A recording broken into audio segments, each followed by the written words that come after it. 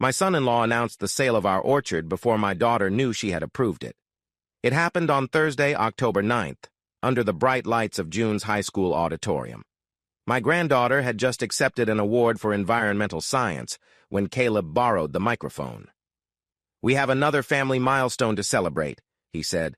"Mercer Orchard is under agreement to become one of the finest event destinations in the Shenandoah Valley." He handed Nora a glossy blue folder. She stared at it without opening it. Then Caleb looked directly at me. "Elias may have trouble letting go, but he doesn't control this decision." A few people laughed uncertainly. I was holding a cracked brass orchard key I had brought for June. Caleb nodded toward it. "An old key to a place that won't exist much longer." I said nothing. The folder had fallen partly open in Nora's lap, exposing a drainage exhibit dated September 18th. One detail stopped me cold. The map referenced county benchmark R17. The county had retired that benchmark 14 years earlier. Either the survey date was wrong, or the map was not what Caleb claimed it was. Before I explain what I did next, tell me where you're listening from and whether any family decision is real without informed consent. I walked into the parking lot with the key pressed into my palm. I did not yet know whether Caleb had lied, but I knew exactly where to begin checking. My name is Elias Mercer. I was 70 years old that fall, and I lived in a white clapboard cottage on 1.2 acres outside Harrisonburg, Virginia. My property touched the eastern edge of Mercer Orchard, but it was separate from it. The orchard belonged to my daughter. That distinction matters. People hear a father say, "our orchard," and assume he holds the deed in a drawer somewhere. I did not. Nora owned all 38 acres. Her mother and I had arranged the transfer years earlier, while we could still explain every restriction and answer every question. I had no secret document that let me cancel a sale. I had no hidden ownership interest to reveal. If Nora wanted to sell the orchard after receiving honest advice, that was her decision. What I had was experience. For 36 years, I worked as a bridge engineer for the county. I inspected concrete decks in August heat, crawled beneath steel beams in January wind, and stood beside flooded culverts while brown water pushed tree limbs against the rails. My job was rarely dramatic. Most days it consisted of finding small discrepancies before they became expensive ones. A wrong date, a missing elevation, a soil report copied from the wrong parcel. Those were quiet mistakes until rain arrived. When I reached my cottage after the award ceremony, I set the brass key on my kitchen table. The old inspection tag attached to it clicked against the wood.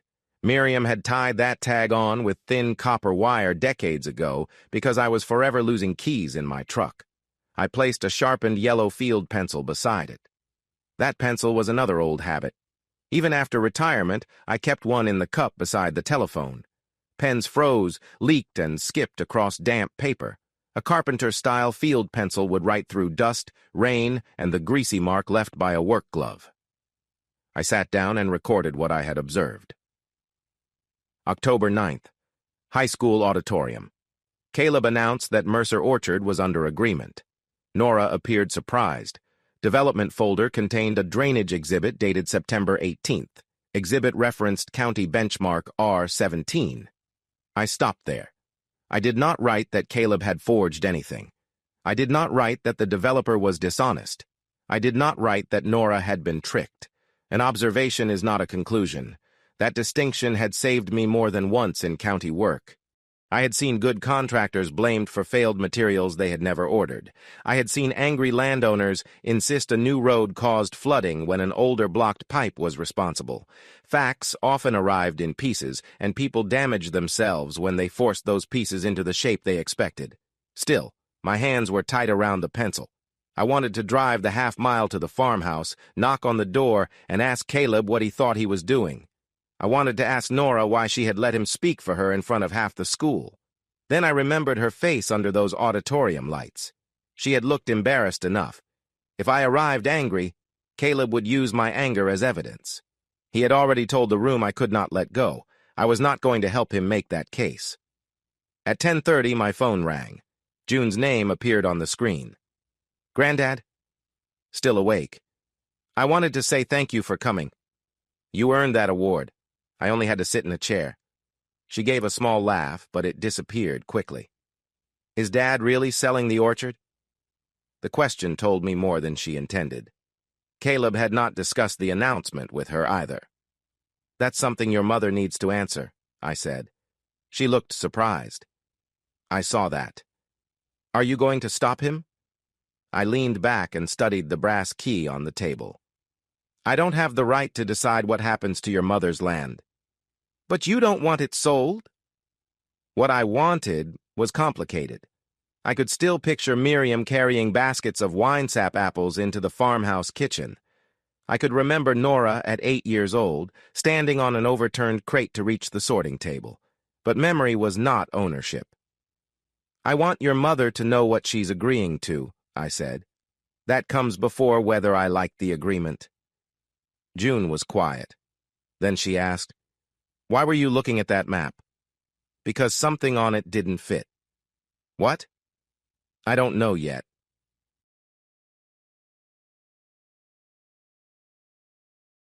That answer disappointed her, but it was the only honest one I had. I need you to do something for me, I said. What? Be 16. Go to school tomorrow. Don't carry questions between your parents and me. She sighed. That sounds like an adult way of telling me nothing. It is an adult way of keeping you out of a problem you didn't create. After we hung up, I wrote down the question I intended to ask Nora. Did you sign it? I left the paper on the table and went to bed, though I slept very little. Wind moved through the sycamore outside my bedroom, scraping one branch softly against the roof. At dawn, I pulled on work pants and a canvas jacket. Mist rested low between the ridges, and the orchard rose disappeared into it after the first 100 yards. I started toward the old gate. Beyond it, pale wooden stakes stood in the grass where no stakes had been the day before. Pink ribbon fluttered from their tops, marking a broad line through the apple trees. Someone had already begun laying out the future, Caleb announced. The new stakes started near the gravel entrance and ran west through 2 rows of York apples. They were spaced evenly, with pink flags on one side and blue on the other. Anyone who had worked around construction would have understood the suggestion. A road, not a farm lane wide enough for a tractor. This corridor was broad enough for 2-way traffic, drainage shoulders, and utility work. I stood outside the gate for a minute, listening to the crows in the upper trees. The October air carried the sweet, bruised smell of fallen apples. A refrigerated delivery truck hummed near the packing shed, and somewhere behind the farmhouse, a metal bin struck concrete with a hollow clang. The cracked brass key resisted before turning in the gate lock. Caleb had called it an old key to a place that would not exist much longer. He was wrong about one thing already. The key still worked. I followed the stakes downhill. They passed through productive trees before bending toward the lowest corner of the property. That corner had always collected water. Even in dry months, the grass there grew darker than it did elsewhere. Miriam knew every wet place on that land. The orchard had come through her side of the family. Her grandfather planted the oldest surviving rows after returning from military service, and her parents spent most of their marriage replacing trees 1 block at a time. Miriam never talked about the property as if it were a monument. She talked about it as work. Trees needed pruning, pumps wore out, fruit spoiled. A beautiful September crop could be ruined by one hard storm. She and I met when I was 27 and inspecting a county culvert below her parents' property. She came down the hill in rubber boots to tell me the water did not behave the way my map claimed it did. I remember looking at that 5'4" woman with mud on both knees and thinking she had mistaken confidence for authority. Then it rained. The runoff crossed exactly where she said it would. I married her 2 years later, and for the rest of our life together, she never let me forget that first inspection. Whenever a serious storm came through, we walked the water. We started at the upper rows and followed the ditches down, clearing branches and watching the culverts. When Nora was old enough for boots, she came with us. Later, June did too. Paper shows where water ought to go, Miriam used to say. Boots show where it went. In 1998, a hurricane remnant stalled over the valley and dropped rain for most of a night. The lower crossing washed out. Water tore through the orchard shoulder, undermined the pump house foundation, and carried 3 young trees into Ruth Bell's field. Miriam and I spent the next year rebuilding. I handled grades, pipe sizing, and permits. She negotiated with suppliers, organized neighbors, and kept the orchard operating while half the lower road was mud. We paid for that work slowly. There was no dramatic fortune behind it. There were extra county shifts for me, weekend market sales for her, and several years when we postponed anything that was not necessary. That was what I thought of as I looked at the development stakes. Not ownership. Obligation. Miriam died in 2014 after a brief illness.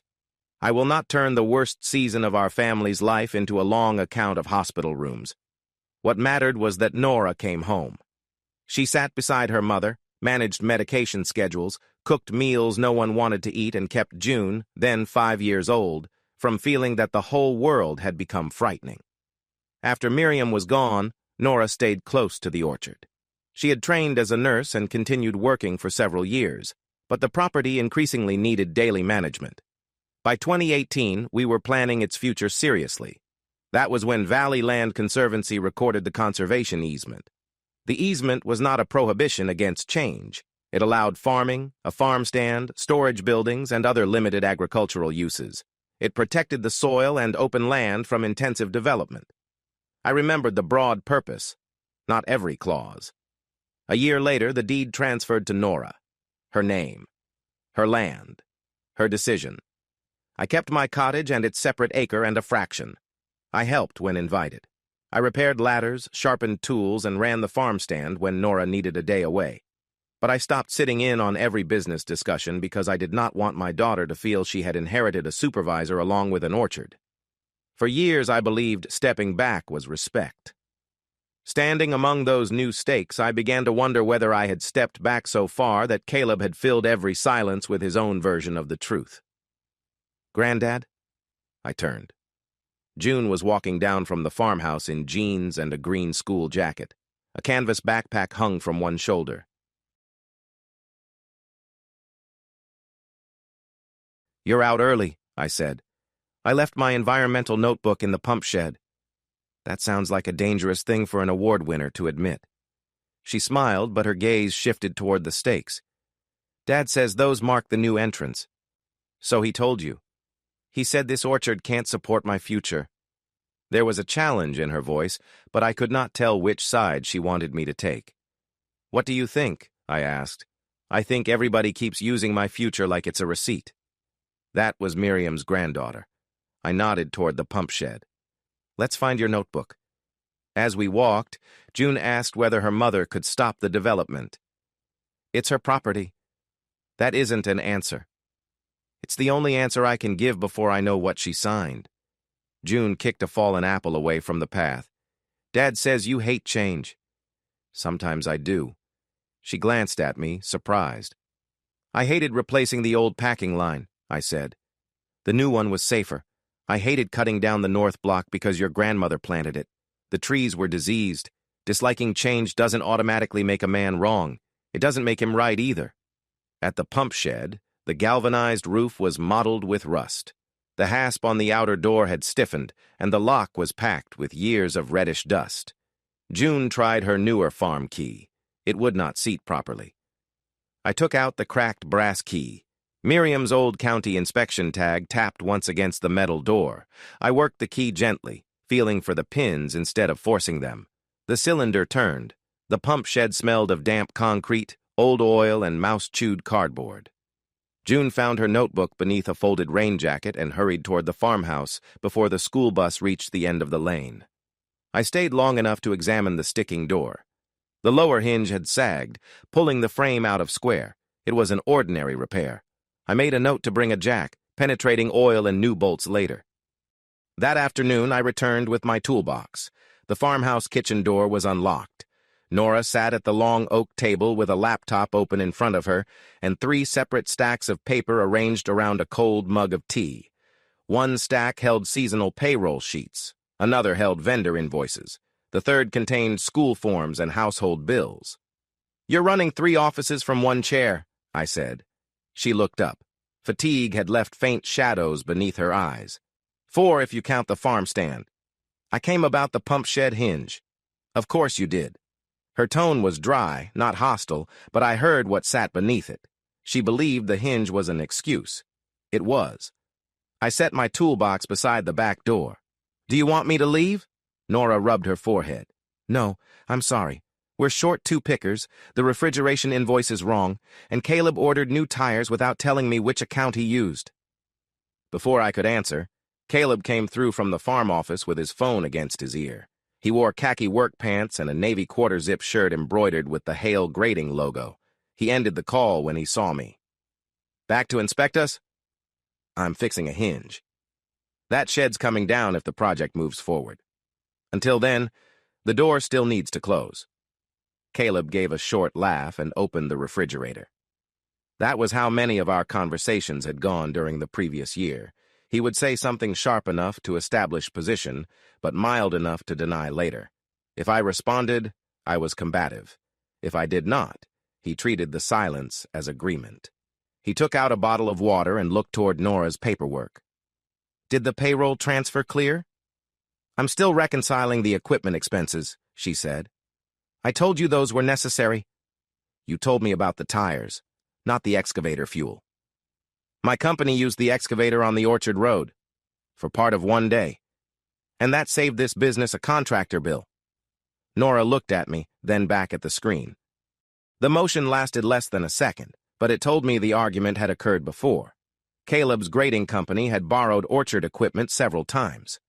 There was nothing inherently improper about that if the businesses documented the use and paid each other fairly. Farmers and contractors shared equipment all across the county. The problem was that Nora did not seem to know where one company stopped and the other began. In 2021, she had formed Mercer Orchard LLC and hired Caleb as operations manager. He understood machinery, vendor schedules, and site work better than she did. Nora handled payroll, the farm stand, and most of the seasonal employees. On paper, their roles complemented each other. In practice, Caleb had begun treating familiarity as permission. He pointed to a stack near Nora's elbow. Those refinancing files need to go back into the cloud archive. I spent half of August organizing the old records, and now half of them are sitting out again. I'm checking the insurance information. It's already scanned. June came into the kitchen and dropped her backpack beside a chair. She removed a small sketch pad and began drawing without joining the argument. I noticed the shape beneath her pencil, a simple wooden farm stand with a sloped roof, 2 produce tables and flower boxes along the front. Caleb glanced over her shoulder. You're thinking too small, he said. Picture a stone entrance, lights in the trees, and a proper reception hall. It's for art class, June replied. You should draw what's coming. Nora closed her laptop more firmly than necessary. Caleb. What? I'm trying to include her. No, June said quietly. You're trying to edit it. Caleb's jaw tightened. Then his phone rang, giving him somewhere else to direct his attention. He answered and stepped into the office. Nora watched the doorway after he left. How long has his company been using orchard equipment without written rental records? I asked.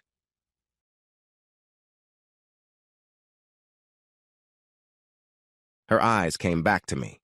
Don't start. I asked a question. He manages operations. For the orchard. The work overlaps. Does the accounting? She pushed her chair back. This is exactly what he was talking about last night. You look at every decision he makes like you're reviewing a failed bridge. Did you know he was announcing the sale? It isn't a sale yet. The answer landed between us. So you didn't know what he was going to say. He got ahead of himself. In front of 200 people. He was excited. Nora! She stood and carried her tea to the sink. Instead of pouring it out, she left the mug untouched beside the faucet. You think I don't see his faults? She said. I see them every day. I also see the invoices. I see what a late frost did to us. I see the payroll account in February when nothing is coming in. Caleb is trying to build something that doesn't depend on whether apples survive the weather. That doesn't answer whether you approved it. She turned toward me. For months, you've made it clear you don't want development. I don't want dishonest development. You don't know that anything is dishonest. She was right, and the word embarrassed me. I lowered my voice. Then let's not use it. The anger in her face softened by a degree. I looked toward the office doorway to make certain Caleb remained on his call. What have you agreed to? A feasibility study, preliminary discussions, traffic, septic, drainage, seeing whether an event venue could work. Did you agree to sell the land? No. Did you authorize a land use application? Her eyes shifted toward the closed laptop. I signed some routine business papers in September. What papers? Vendor approvals, insurance renewals. Caleb said there were preliminary development forms mixed in. Did you read them? The hurt in her expression told me I had asked the question badly. I was covering payroll, the farm stand, and 3 late produce deliveries that month, she said. I trusted my husband to tell me if something changed the ownership of my land. I sat down across from her. Nora had not been careless because she lacked intelligence. She had been overloaded. Every small signature had purchased 10 minutes without another argument. Every task she allowed Caleb to absorb had purchased enough peace to finish the next one. Peace bought that way always came with interest. Through the office wall, Caleb's voice rose briefly as he discussed a delivery date. On the table sat an old farm loan folder. Nora's full name was written across the tab in Miriam's handwriting. I touched nothing. Did you sign the owner authorization Caleb showed people last night? I asked. Nora looked at me for a long moment. Then she said, I don't know what document you mean. Nora's answer did not prove that Caleb had done anything wrong. It proved only that she had not knowingly signed the document he described in public. That was enough to slow me down. I asked whether she still had the development folder from the auditorium.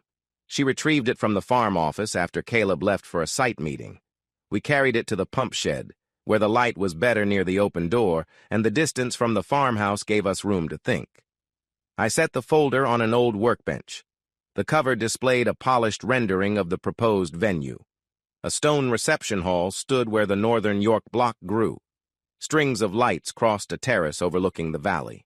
The illustration showed clean lawns, dry parking areas, and wedding guests walking beneath white flowering trees. No mud, no runoff, no delivery trucks trying to pass buses on the county road. Renderings are dreams with measurements hidden. I turned past the promotional pages until I reached the drainage exhibit I had seen in the auditorium. The title block identified it as a preliminary site and grading plan prepared for Blue Ridge gatherings. The printed date was September 18, 2025. At first glance, it looked professional. Contour lines curled across the parcel. Proposed culverts were marked with circles. Arrows indicated runoff moving neatly toward a detention area at the southern edge. I took the yellow field pencil from my shirt pocket. What are you looking for? Nora asked. First, I'm looking at what's here. And after that? What isn't? I pointed to the benchmark notation near the lower margin. R17. What does that mean? It was a county reference point near the old Bell Crossing. Survey crews used it to establish elevation. Used to? The county retired it 14 years ago after road work disturbed the monument. New plans should tie into a current reference. Could someone still use the old number? They could copy it from an older drawing. Her arms folded across her chest. You think this map was copied? I think the date and reference don't belong together. That's a question, not an answer. I followed the contours toward Ruth Bell's boundary. A shallow drainage swale should have appeared along the eastern slope. Miriam and I had repaired it after the 1998 storm. On this exhibit, the contours continued smoothly across that location. The swale was gone, not filled in on the land, gone from the paper. I carried the plan to the doorway and held it toward the orchard. The proposed access road curved downhill across ground that was visibly steeper than the grade printed on the exhibit. Nora stepped beside me. Could grading flatten it? Enough machinery can flatten almost anything. The question is where the cut material goes and what the new surface does to the water. I marked a small question beside the road. Then I stopped. This is your copy, I said. May I write on it? Nora looked at the pencil mark and almost smiled. You already did. One question mark. I can work from another sheet. Go ahead. I marked the missing swale, the retired benchmark, and the proposed culvert. I did not alter any printed line. My notes stayed in the margins. Near the bottom, the title block named Ridgeway Survey and Design. I knew the company by reputation, though I had never worked with its current staff. Its logo looked slightly blurred compared with the rest of the page. That could have resulted from ordinary scanning. It could also mean the title block had been copied from another file. Did Caleb tell you who performed the field survey? I asked. No. He said Blue Ridge handled the technical work. Did anyone ask permission to enter the land? There were 2 men here in July. Caleb said they were looking at traffic access. I didn't see survey equipment. I examined the page again. A real field survey could have occurred without Nora witnessing it. I was not going to substitute suspicion for proof. What should I ask him? She said. For the original digital file, the name of the person responsible for the exhibit and any field notes supporting these elevations. That will sound like I don't trust him. You're allowed to understand a proposal involving your land. Nora leaned against the workbench. Dust floated in the shaft of late sunlight between us. Dad, if this development is possible, I need to consider it. I know. You say that, but every time you look at those trees, I can see Mom standing behind them. She was not wrong. Miriam loved this place, I said.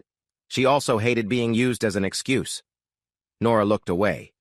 If you decide to sell after you know the facts, I will help you carry boxes. Would you? I'd complain while I did it. That earned a tired laugh. I turned toward the inner storage cabinet. Its lower doors had swollen from years of damp air.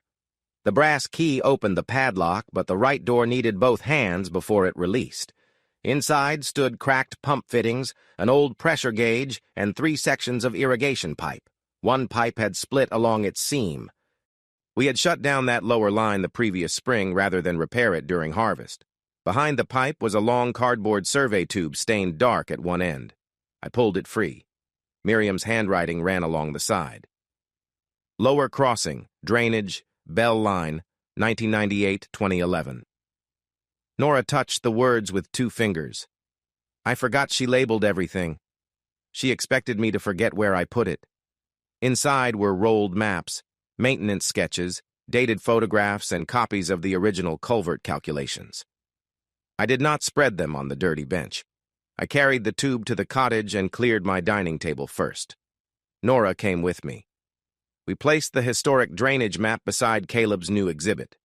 The differences were immediately visible, but visibility was not verification. Old conditions changed. Ditches were regraded, pipes were replaced, tree rows shifted. Still, the Bell Swale appeared clearly on every older map. On the new one, it did not exist. Nora stared at the 2 sheets until the light outside began to fade. I'll ask Caleb tonight, she said, for the original file and the authorization. She rolled the new exhibit carefully. Through the window, clouds had begun stacking over the western ridge, dark at their bases and silver along the top. The forecast called for rain before morning. Rain struck the farmhouse windows hard enough to wake me before daylight on Saturday. By 7, water was running from the cottage roof in steady ropes. The orchard rows had disappeared behind a gray curtain, and the gravel along my drive gave off the dark mineral smell that comes before a washout. At 8:15, Nora called. Can you come over? Her voice was controlled in the way people sound when control is taking effort. Is June all right? She's fine. Caleb is here. I put on my rain jacket and walked rather than drive. By the time I reached the farmhouse, my jeans were wet below the knees. Caleb stood at the dining room table with the blue development folder open in front of him. Nora sat across from him.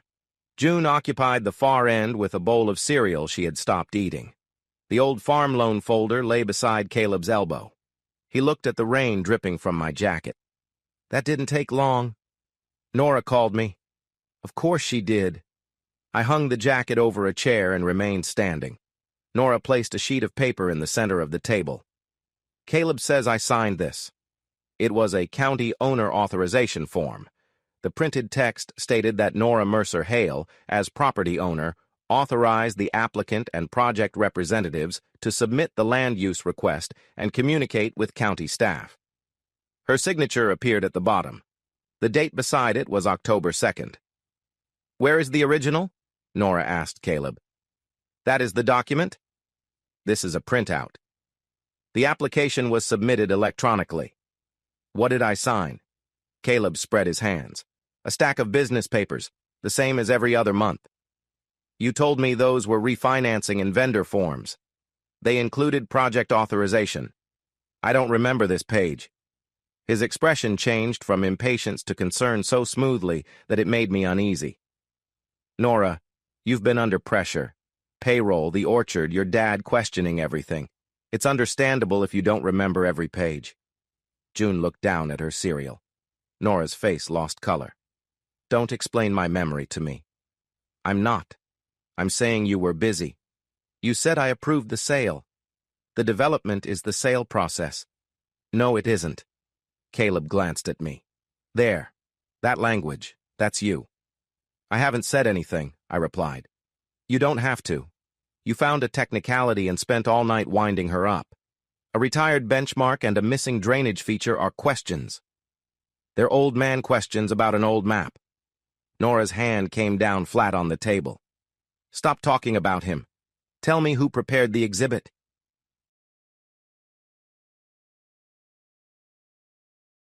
Blue Ridge's consultants. Which consultant? I'll get you the contact. I asked last night. I was working. Where is the original digital file?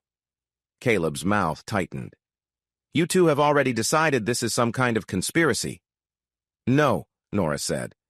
I'm trying to understand what has my name on it. He moved around the table and lowered his voice. We are weeks from a decision that could solve every financial problem this place has. Blue Ridge has invested real money. They have consultants scheduled. They have people expecting us to act like professionals. How much money? That isn't the issue. It is now. Caleb looked toward June. We shouldn't discuss company finances in front of her. You announced the sale in front of her entire school, Nora said. June pushed back her chair. I can go upstairs. Nora's expression softened immediately. You don't have to leave your breakfast. I'm not hungry. She carried her bowl to the sink. Before she left, she glanced toward the rain beyond the back window. The ditch is almost full. Caleb barely looked. It's raining. It didn't fill that fast last month. June. What? Go get ready. She stopped at the doorway. Mrs. Bell took pictures when the water crossed her driveway in May. She showed them to me for my science project. Caleb gave a humorless laugh. Now the neighbors are involved. No one is involved, Nora said. June mentioned a photograph. Because Elias has everyone searching for reasons to kill this deal. That was the first time Caleb used the word deal instead of study. I looked at the authorization form. I did not touch it. What money has Blue Ridge invested? I asked. His attention snapped toward me. That's orchard business. Nora owns the orchard business. And I manage operations. Then answer her. He stepped closer, not threateningly, but with the posture of a man trying to recover control of a room. The developer paid for feasibility work. Surveys, planning, preliminary site preparation. If we delay, some of those costs come back on us. How much? Nora asked again. I need to check the agreement. You know the amount. Caleb looked at the window. Rainwater blurred the lower rows into streaks of brown and green. 42,000. The room became quiet. Nora's voice was nearly a whisper. Where is it? It was applied where it was needed. In the orchard account? Across operations. What does that mean? It means I kept equipment from being taken while a commercial client sat on an invoice for 4 months. Nora stared at him. You moved development money into hail grading? It was temporary. Did I approve that? You appointed me operations manager. For Mercer Orchard. The businesses support each other. That sentence explained more than he meant it to. Caleb began collecting the papers. I have calls to make. We will talk when everyone is calmer. Nora placed her hand on the authorization form before he could take it. This stays. It's part of the project file. It has my name on it. For a moment, neither moved. Then Caleb released the page. You're about to turn a manageable problem into a disaster, he said. He left through the mudroom and shut the door with deliberate care. Nora remained at the table. I wanted to tell her what his actions meant. I wanted to name them in the strongest terms I could find. Instead, I said, make a copy, keep the paper exactly as it is. Outside, June called from the back porch. We joined her beneath the narrow roof. Water had overtopped the roadside ditch. It spread in a shallow brown sheet across the exact section where the new drainage exhibit showed firm, well-drained ground. The county administration building opened at 8 on Monday morning. I arrived at 8:12. That was late by the standards I kept during my working years, but I did not want to be the retired employee waiting outside before the doors unlocked. Men who leave public service sometimes forget that leaving includes surrendering the privileges they once took for granted. The records office had changed since my retirement. The counters were lower, the lighting was brighter, and 2 computer terminals stood where a wall of plat cabinets used to be. Tessa Ward sat behind the main desk. She was 61, with silver beginning at her temples and reading glasses suspended from a beaded cord. We had worked in the same building for nearly 20 years. She knew every old subdivision name in the county and could locate a deed recorded under a misspelled surname faster than most people could explain what they wanted. She looked up. Elias Mercer. Either you miss the county or something is wrong. I don't miss the coffee. That was not one of the choices. I set my notebook on the counter. I need public records for the Mercer Orchard parcel. Her expression became professional. Owner name? Nora Mercer Hale. Parcel number? I gave it to her. Tessa logged into the system and turned the public terminal toward me. You know the rules. I do. Then pretend I don't know you. That will be easy. You never answered my memos. They were too long. She located the deed first. The transfer recorded in 2019 showed Nora as grantee. I read the legal description even though I knew the property. 38 acres, more or less, subject to restrictions and easements of record. Next came the lease from Nora to Mercer Orchard LLC and a related public filing identifying Caleb as operations manager. Nothing in the public record suggested he owned the property. Tessa searched the instrument index. There's your conservation easement, she said. Recorded in 2018, Valley Land Conservancy appeared as holder. The scanned document ran more than 30 pages, including maps and permitted use provisions. I read the summary language twice. Agricultural structures were allowed within designated areas. Limited farm retail was allowed. Intensive commercial event use, major parking construction, and substantial new impervious surfaces required review and could not proceed contrary to the conservation purposes. Any amendments? I asked. Tessa searched by parcel and instrument reference. Nothing recorded. Could the Conservancy approve one without recording it? You'll have to ask them or your lawyer. I can tell you what's in this system. That was the right answer. She found the older drainage exhibit index and the public planning application submitted for the event project. The application had been received electronically on October 3rd, the day after the date on Nora's disputed authorization. Caleb Hale was listed as project contact. Blue Ridge Gatherings was identified as prospective developer, the property owner line named Nora. Attached behind it was the authorization page we had seen at the farmhouse. I read every line without making notes on the screen. Then I opened the narrative statement. The proposed project included a reception hall, catering building, landscaped ceremony lawn, approximately 160 parking spaces, and a widened entrance from the county road. One sentence near the end caught my attention. Existing conservation restrictions are subject to anticipated amendment in coordination with the easement holder. Anticipated, not approved, not recorded, not even formally requested as far as the public file showed. What's the hearing date? I asked. Tessa opened the scheduling tab. Staff review is underway. Tentative planning hearing November 17th, assuming the application remains complete. Who determines completeness? Planning staff. Has anyone flagged the owner authorization? She studied me over her glasses. If you're asking whether county staff has made a legal determination about a signature, that information isn't in the public record. I understand. Do you? Yes? She leaned back. Because you have the face you used to wear when a contractor submitted the wrong concrete test. I'm asking for documents, not a verdict. Good. I requested certified copies of the deed, easement, application, and attached exhibits. Tessa printed the request form and slid it across the counter. Copies won't be ready this minute. When? Tomorrow afternoon, most likely.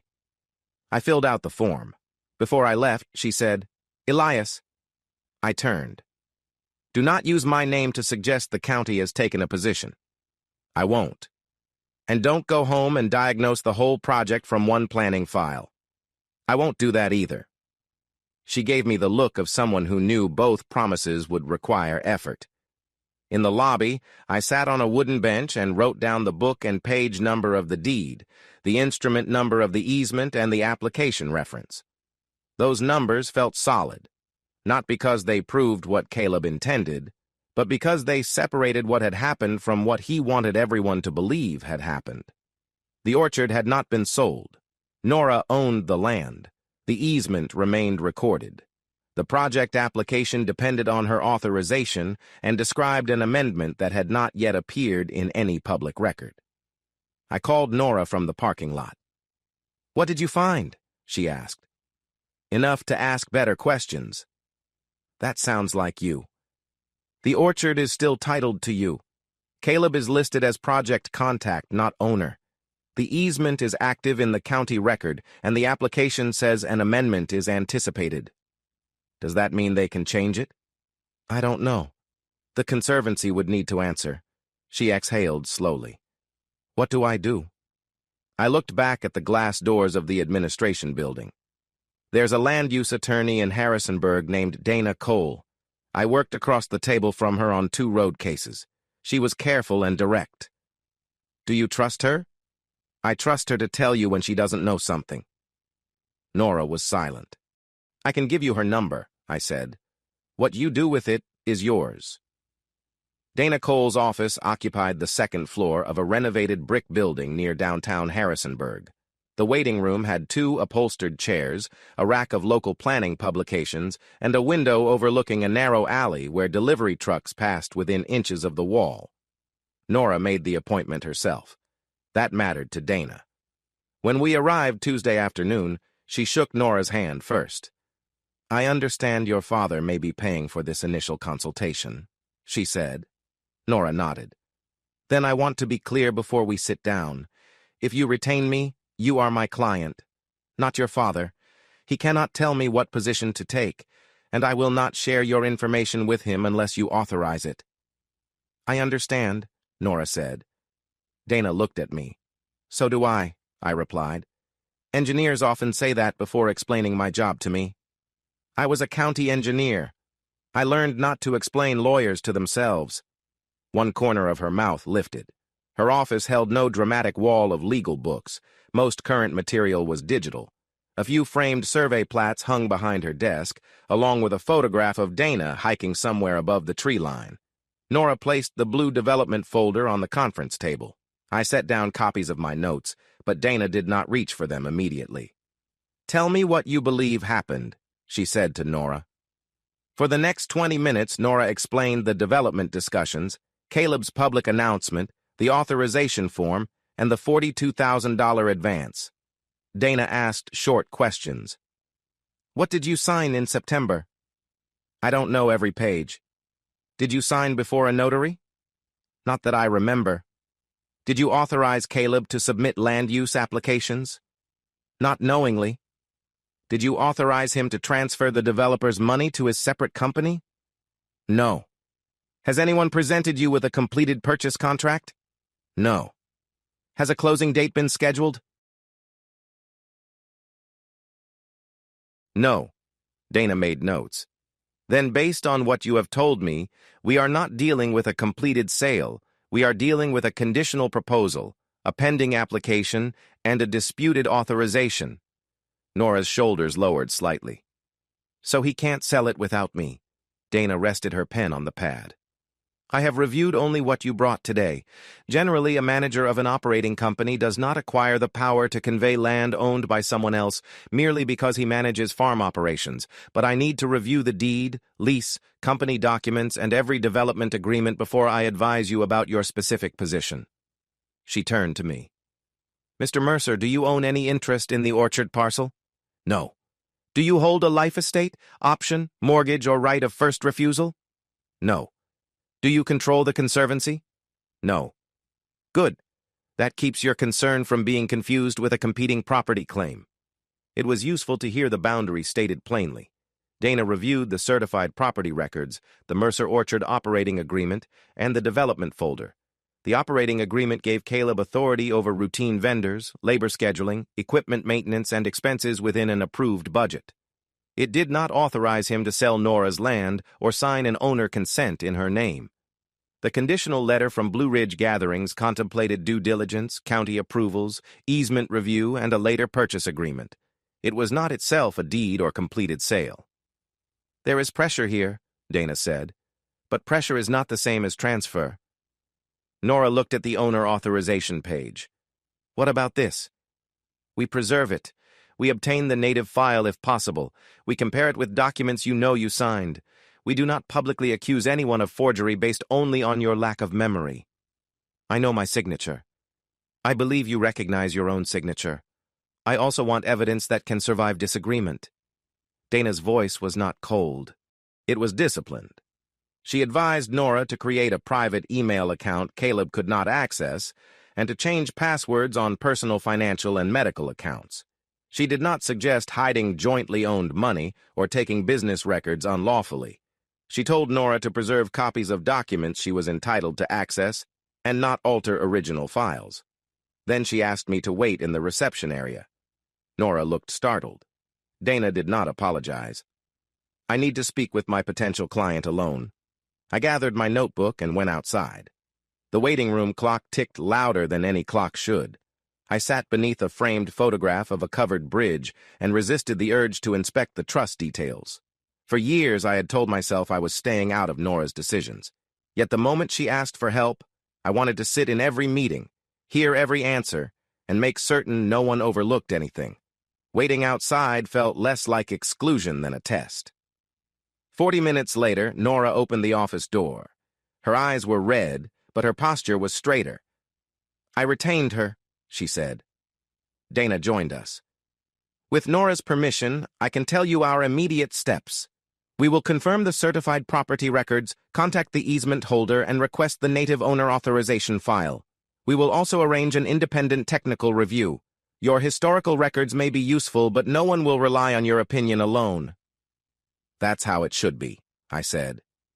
Dana handed Nora a written preservation checklist. Use the new email account. Do not sign anything Caleb brings you without review. Do not threaten him with criminal charges. Do not debate the case by text. Nora folded the paper and placed it in her purse. As we reached the stairs, Dana called after us. One more thing. I need the original digital version of that authorization, not another printout. Ask where it came from, but do not warn anyone what we expect to find. Ben Harlow kept his workshop behind a faded red farmhouse north of Dayton. The building had once housed dairy equipment. Now it held drafting tables, survey rods, wooden file cabinets, and enough labeled coffee cans to supply every bolt in Rockingham County. He opened the sliding door before Nora and I reached it. You brought the weather with you, he said. Low clouds covered the ridge, and moisture hung in the air after Saturday's rain. You always blamed engineers for weather, I told him, only when you designed roads as if weather were optional. Ben was 73. He had retired from regular surveying work, and he was careful not to present himself as the currently responsible professional on a new project. But he had surveyed the Mercer boundary decades earlier, and his field notes could help us understand the historical record. Nora carried the blue folder. I carried copies from the survey tube. The originals remained locked in a flat cabinet at my cottage. Ben cleared a space on his drafting table. Before I look at anything, he said, what are you asking me to do? Compare an older boundary and drainage exhibit with this submitted plan, Nora said. Are you asking me to certify either one? No. Determine whether someone committed fraud? No. Good, because I won't. He looked at me. You've been talking to a lawyer. Nora has. That is an even better answer. We placed the county application exhibit beside his old map. Ben adjusted a flexible lamp, put on magnifying glasses, and worked without speaking for several minutes. He began at the title block. Ridgeway Survey and Design, he said. Current company. I know one of their younger crews. This image doesn't tell me whether they prepared the whole sheet, contributed one layer, or had their block copied from another file. The logo looks blurred, Nora said. It does. Scanning can do that. So can file conversion. We don't build an accusation from blur. He moved to the benchmark notation.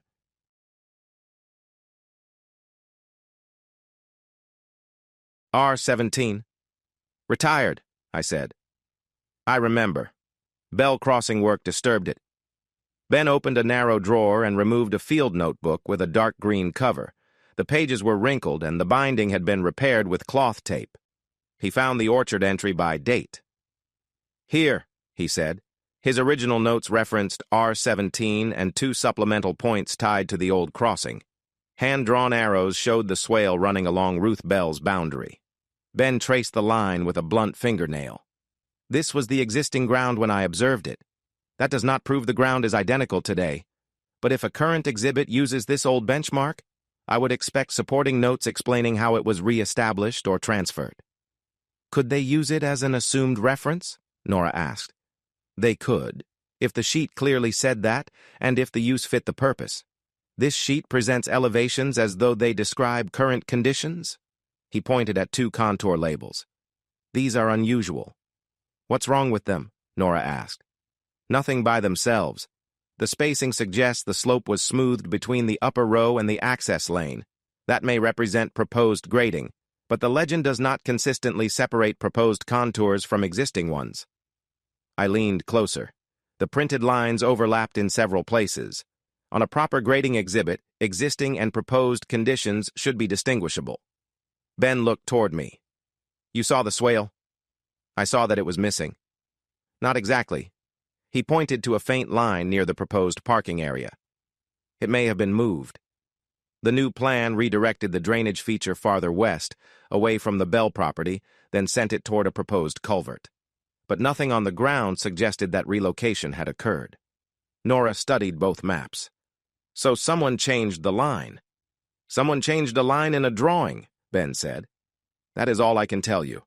Whether it represents a proposed condition, a drafting error, or something else requires the underlying file and a responsible professional.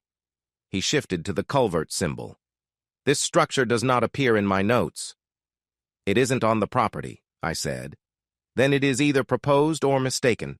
Again, the legend should tell us. It did not. Ben took measurements with an old scale and wrote them on a separate pad. He never marked Nora's copy. After nearly an hour, he sat back. My opinion as the man who prepared these old notes is that the submitted exhibit does not reliably distinguish historical, existing, and proposed conditions. The old benchmark and shifted swale deserve questions. That is not a current drainage analysis. Dana had already suggested Priya Shah for that work. I told Ben a licensed civil engineer would inspect the site. Good, he said. Give her copies of my notes. Not the notebook itself unless she asks to examine it here. Nora ran one hand over the edge of the drafting table. Would you be willing to explain your notes if the county asks? I will explain what I observed and when. I won't testify about what happened in 2025 unless I have direct knowledge. That's all we need.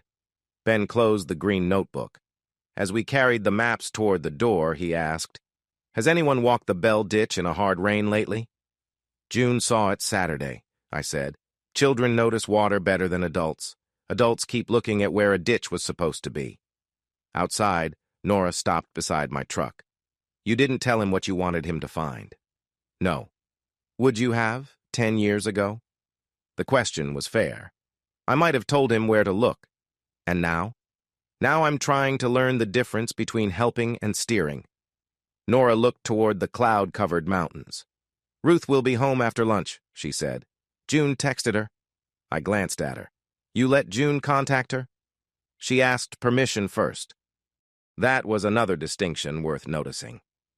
Ruth Bell lived in a narrow brick ranch house downhill from the orchard's eastern boundary.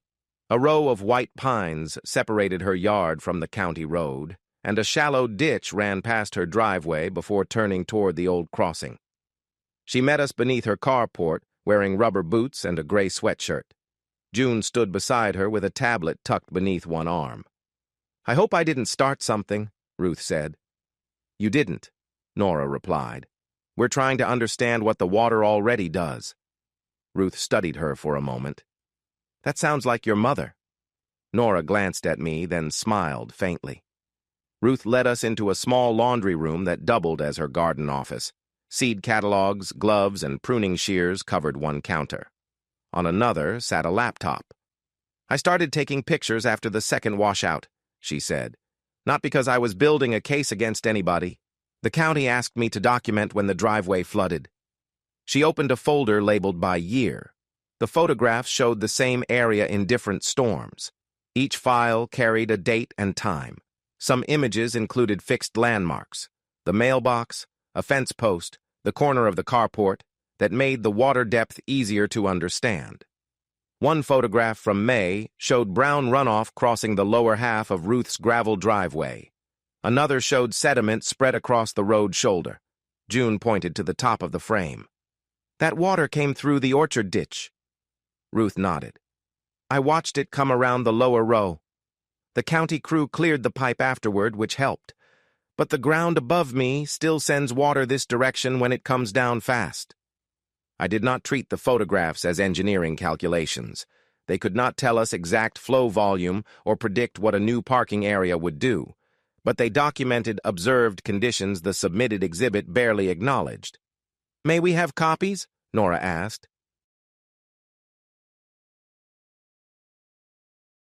"Yes, as long as they stay with your lawyer and whoever reviews the drainage." Ruth knew Nora had obtained independent counsel, but not the details of that representation.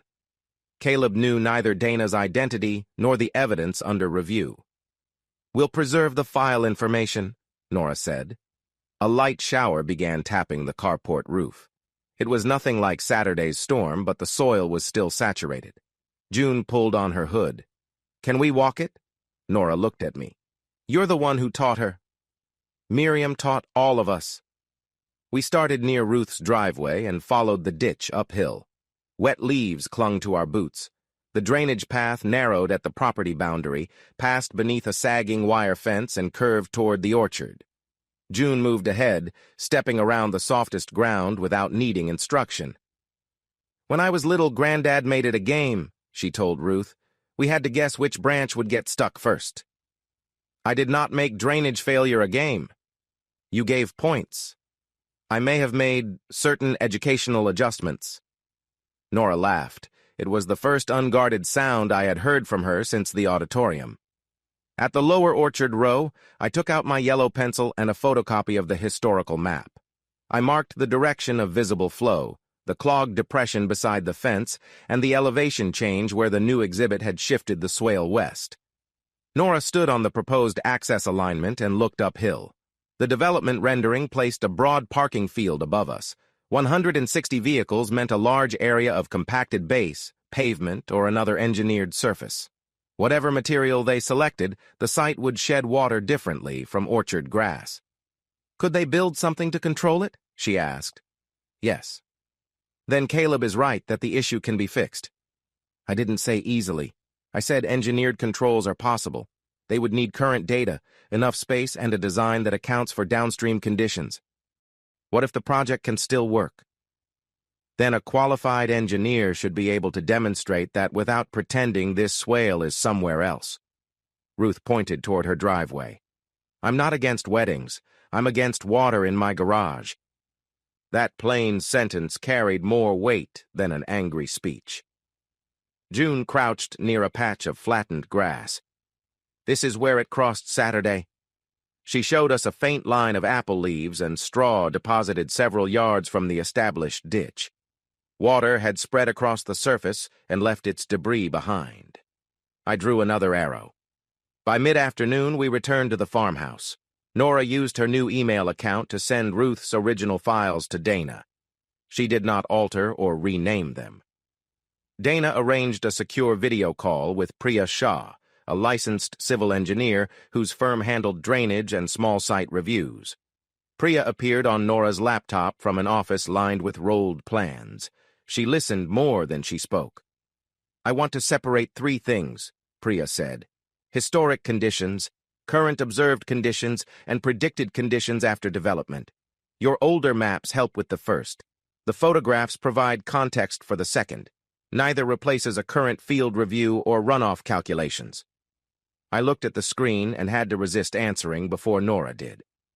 "When can you inspect?" Nora asked. "If I receive written authorization and the relevant documents today, I can visit early next week. The hearing may be in November. That is enough time for an initial memorandum, not necessarily a complete design." "We don't need you to redesign it," Nora said. "We need to know whether the submitted exhibit is reliable." Priya nodded. "That is a narrower question." She asked who had prepared the current sheet. Nora said she was still trying to obtain the native file and responsible professionals' information. "Send what you have," Priya said. "I will not speculate about authorship. I can evaluate whether the information supports the conclusions being presented." After the call, Nora closed the laptop and stared through the farm office window. The afternoon light had returned, shining on water pooled between the rows. "I kept thinking this was about whether Dad was preserving the past or Caleb was building the future," she said. June sat beside her. "And now?" "Now I'm wondering who gets wet if they're wrong." That evening, when Nora entered the farmhouse, Caleb was waiting in the kitchen. He asked why she had been walking Ruth Bell's property with an old surveyor's notes. He did not know about Dana. He did not know about Priya, but he knew Nora had stopped accepting his answers alone. Nora told me what Caleb said the following morning. She called from her car after dropping June at school. Her voice sounded tired but steady. "He said I embarrassed him. By looking at a ditch? By involving Ruth and Ben. He said people will think the project is corrupt before the county even reviews it." "What did you say?" "That I hadn't accused him of anything. I asked for the original survey file again." "Did he provide it?" "He says Blue Ridge has it." "Did he give you a contact?" "Not yet." She paused. "Then he told me why he needs this approved." I waited. Caleb's grading company had completed site preparation for a commercial warehouse the previous winter. The general contractor disputed part of the invoice and withheld payment. While that disagreement continued, Caleb still owed on 2 pieces of financed equipment, a compact track loader and a dump truck. The lender had sent notices. "He said he was moving money between companies until the warehouse payment came in," Nora said. "The $42,000. "Yes." "Did he show you the transfer?" "He showed me part of the orchard account. Blue Ridge paid Mercer Orchard LLC in September. 2 days later, Caleb moved the money to Hale Grading." "Was it recorded as a loan?" "Not in anything I saw."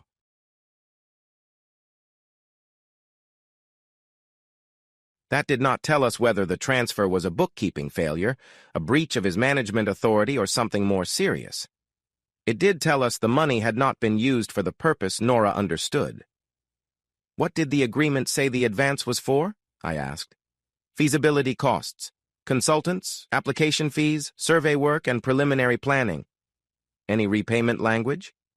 "If the project fails under certain conditions, the orchard may owe part or all of it back. Dana is reviewing that."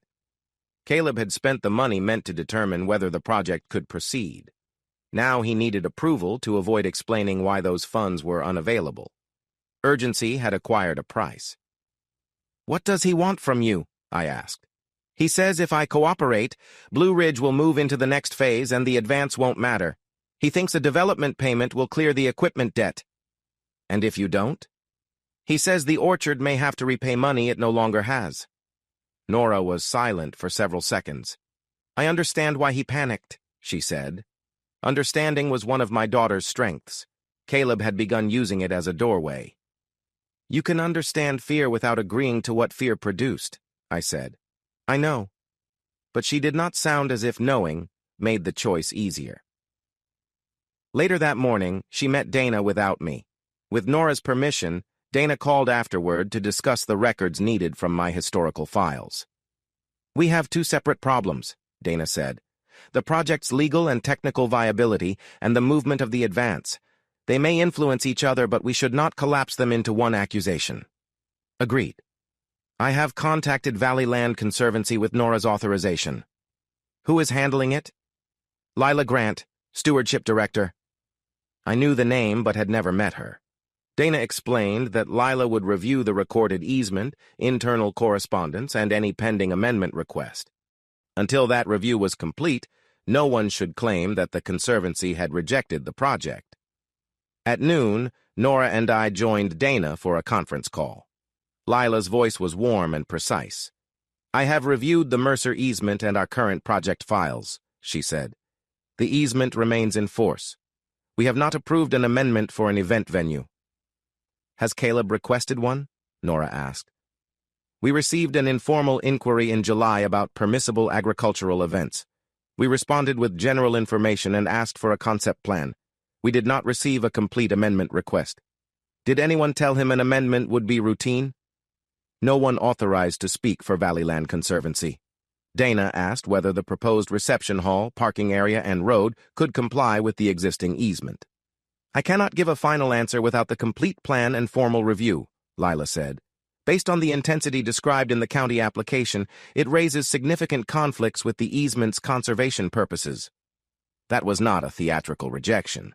It was more useful than one. "Could the easement ever be changed?" I asked. "Possibly, under limited conditions and through a formal process. An amendment cannot simply remove protections for private financial convenience. It must be consistent with applicable standards and our organizational obligations."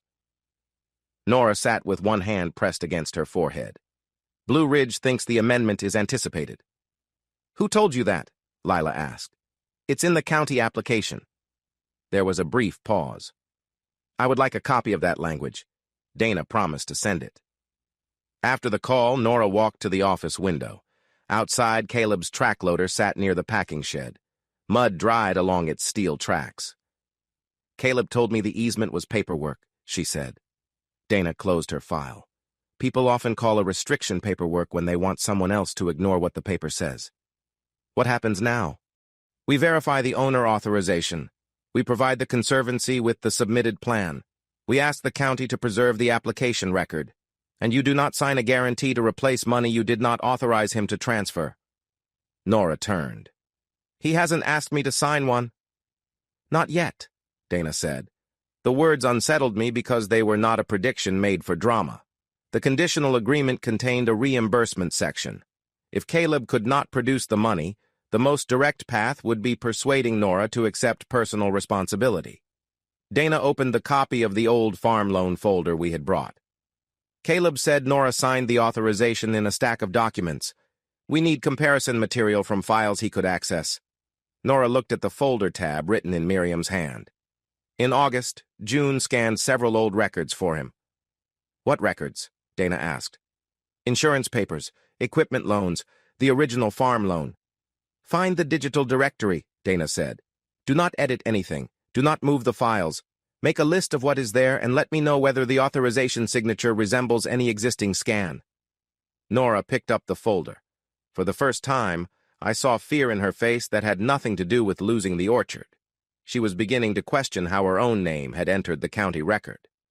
On Friday evening, Nora unlocked the farm stand office after the last customer left. The roadside sign had been turned to closed. Empty apple crates stood beneath the front windows, and the air smelled of cinnamon from the cider warmer she had switched off an hour earlier. June sat at the small desk with her school laptop. I stood near the door, far enough away that Nora controlled the search. Dana joined us through a secure call on Nora's tablet. "Start by telling me what access you have," she said. Nora explained that the shared business archive belonged to Mercer Orchard LLC. As owner, she had authorized access.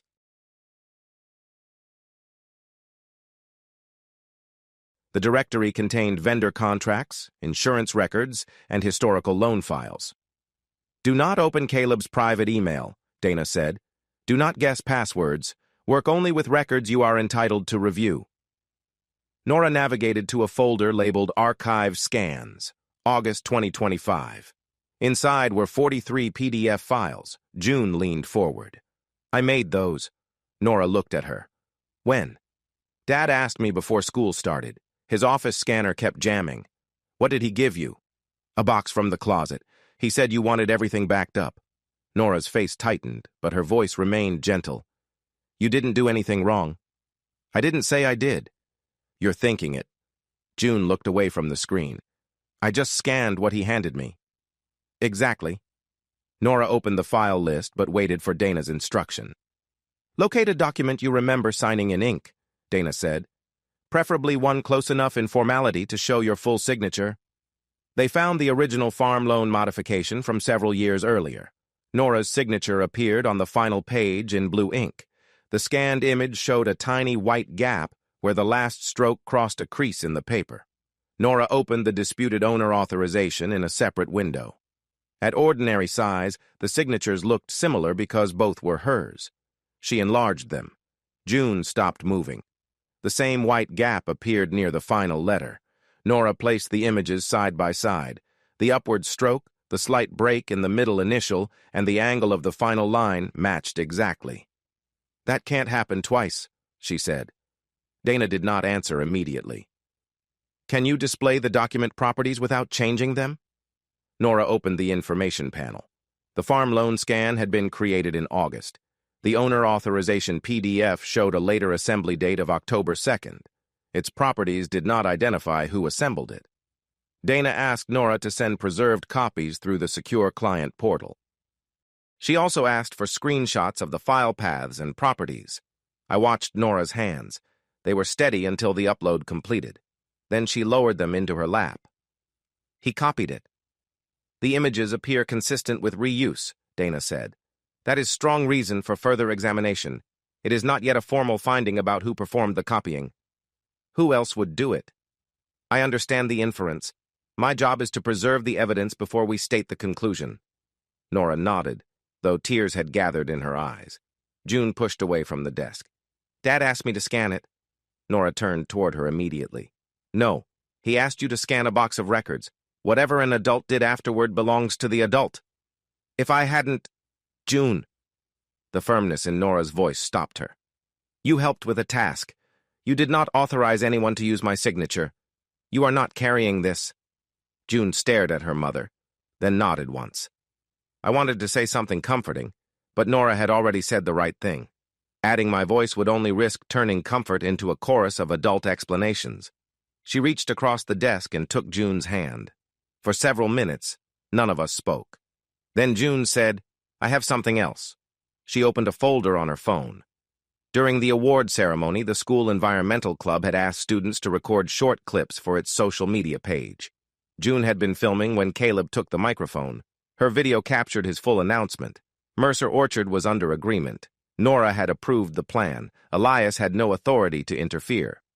I didn't post it, June said. The club advisor said the announcement wasn't part of the awards. Has your father seen this video? Dana asked. No. Do not send it to anyone. Upload the original file through the portal. June did. The recording did not prove the signature had been copied. It did establish what Caleb represented publicly and when he represented it. Nora replayed only the first few seconds before stopping. On the screen, Caleb stood smiling beneath the stage lights. Nora sat below him with the unopened blue folder in her lap. Seeing the moment from June's angle changed it. I had remembered Caleb looking at me when he said I had no authority.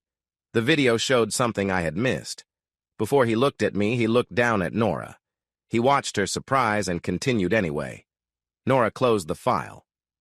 I kept telling myself he got excited, she said, that he spoke too soon because he believed the project would work.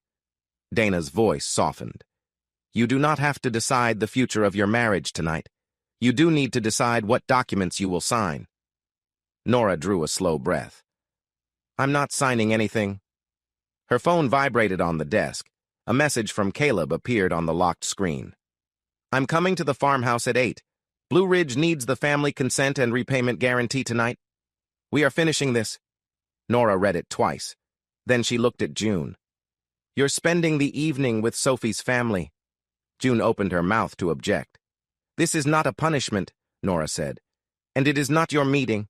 She looked at me next. Dad, I want you nearby. I'll be there. Not in the kitchen, not unless I ask. Every instinct in me resisted that condition. I accepted it anyway. At 7:30 Friday evening, June left with Sophie Reynolds and her mother. Sophie lived less than 10 minutes away.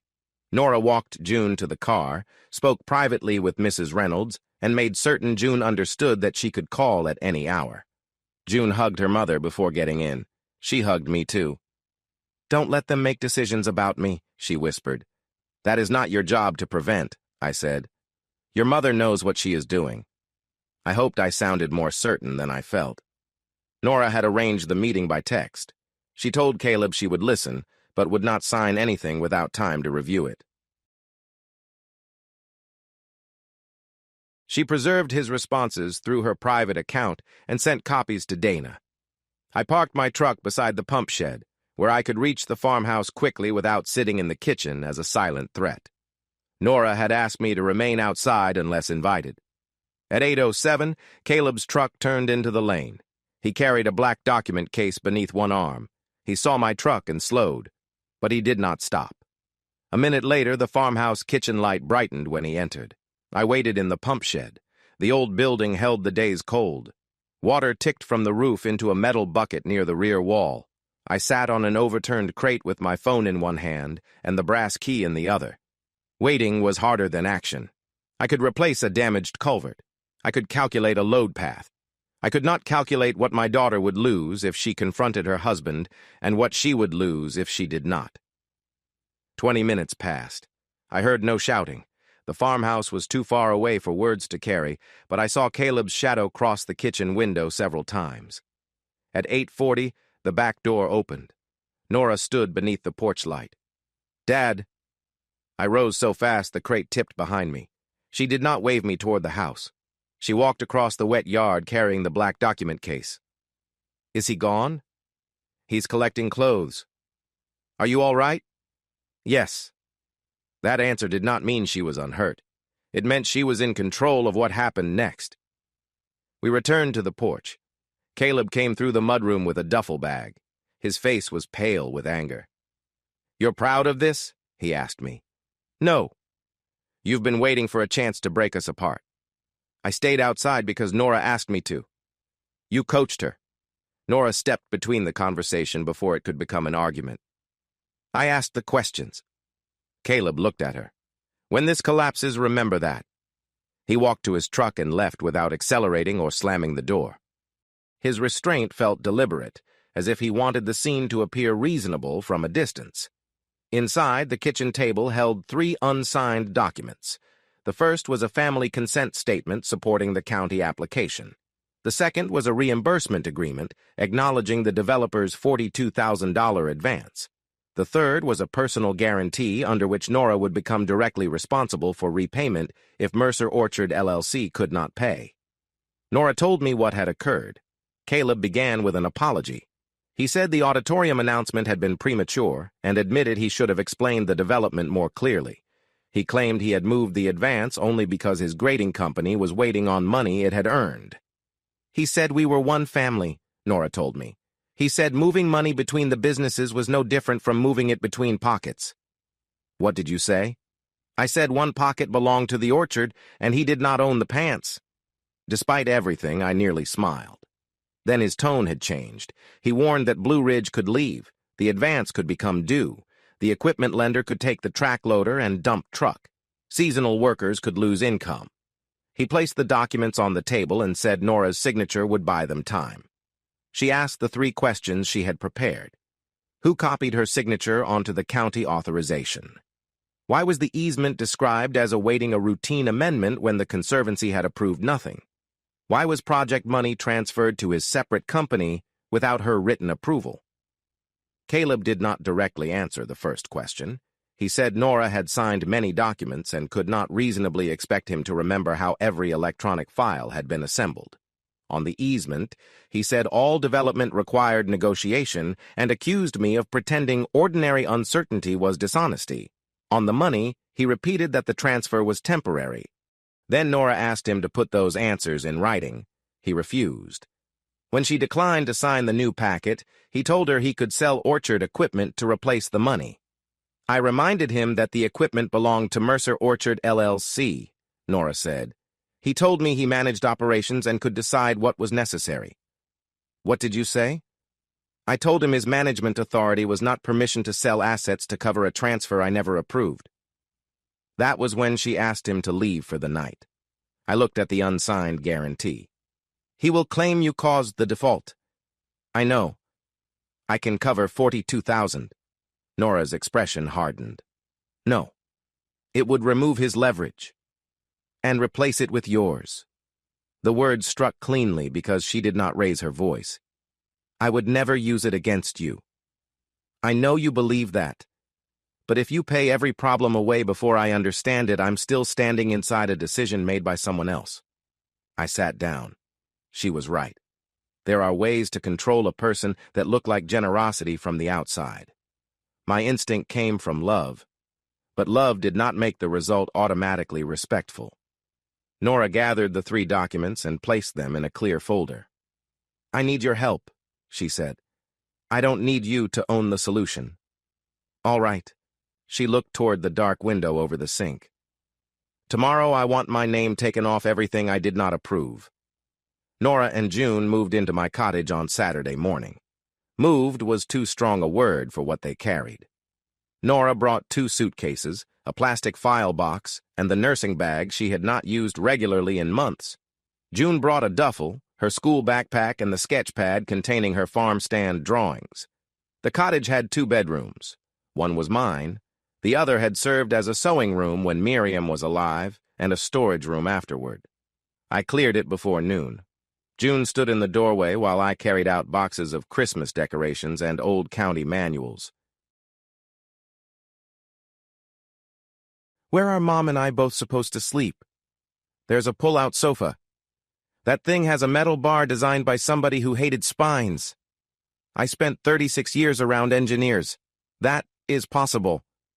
She smiled despite herself. Nora took the small bedroom. June accepted the sofa after I added a foam pad from the linen closet. Neither arrangement was permanent. That was important. The cottage was a safe place to pause, not a new decision forced by emergency. Caleb agreed by text to stay in a furnished room near one of his job sites for several nights.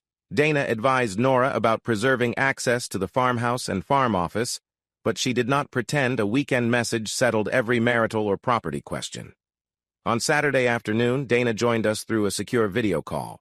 She gave practical instructions in a calm sequence. Secure identification documents, preserve business records Nora was entitled to access, change passwords on Nora's personal accounts.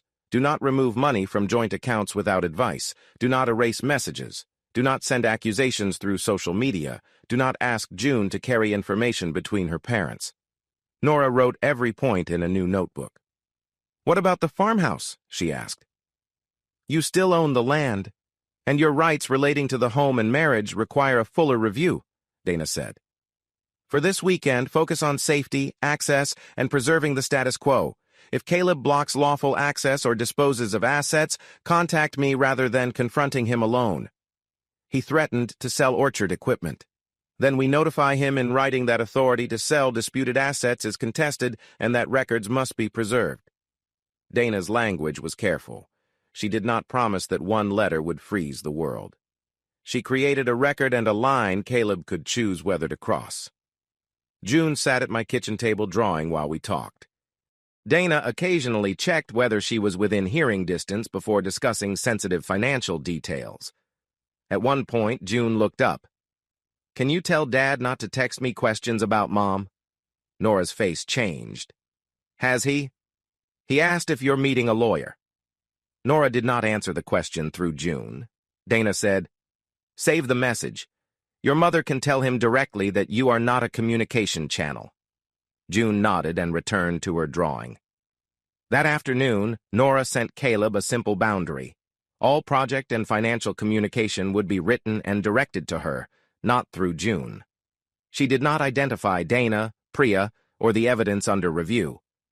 Caleb replied that she was making ordinary family communication hostile. Nora saved the message and did not debate it. On Sunday morning, she and I walked to the orchard before sunrise. The farmhouse windows remained dark. Caleb's truck was gone.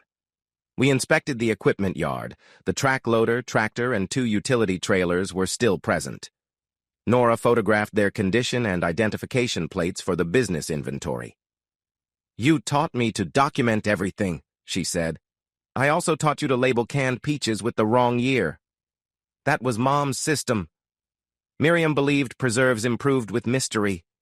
Nora laughed once, then covered her mouth as if laughter were disloyal. "It's all right," I said. "What is? Having one good minute?" She lowered her hand. Near the pump shed, the broken irrigation pipe rested where we had left it. Nora nudged it with her boot. "This place needs more money than it makes." "That may be true. Caleb isn't wrong about every problem." "No. He worked here. He repaired roads. He negotiated equipment rates. He stayed up during frost nights." "I know." She looked at me sharply, perhaps expecting satisfaction at his failure. I had none. Caleb had done real work. That made his choices more painful, not less. People prefer villains who never contributed anything because then separation feels simple. Caleb had helped the orchard and harmed Nora. Both facts could stand. By Monday morning, Dana had prepared notices preserving Nora's position in the orchard company and disputing Caleb's authority to sell major assets or commit the land. She also arranged a longer consultation concerning Nora and Caleb's separation. While Nora reviewed the documents, I called my bank. I did not transfer anything. I asked what would be required for a properly documented personal loan if Nora later chose to accept one. When she heard the call, she waited until I hung up. I said no. "You said no to me paying the $42,000. What is the difference?" "The difference is that a loan would have terms, and you would decide whether to take it after reviewing the orchard finances." She crossed her arms. "And if I say no again?" I closed the folder.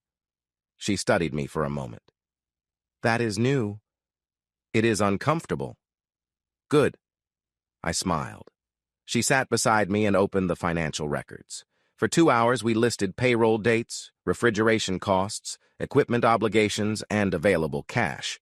I offered explanations only when she asked. The orchard was strained, but not immediately insolvent. Caleb's transfer created risk, yet the business still had receivables, inventory, and seasonal income. There was time to examine options if the project pressure could be stopped. That evening, Nora emailed Dana one clear instruction. "Withdraw any owner authorization attributed to me. Ask the county to pause the application. Do not accuse anyone of a crime. State only what I know and what I dispute." She read the message aloud before sending it, not for my approval, because she wanted to hear her own decision in the room. Dana submitted Nora's notice to the county planning department on Tuesday, October 21st. The notice did not call Caleb a forger. It did not ask the county to decide a marital dispute.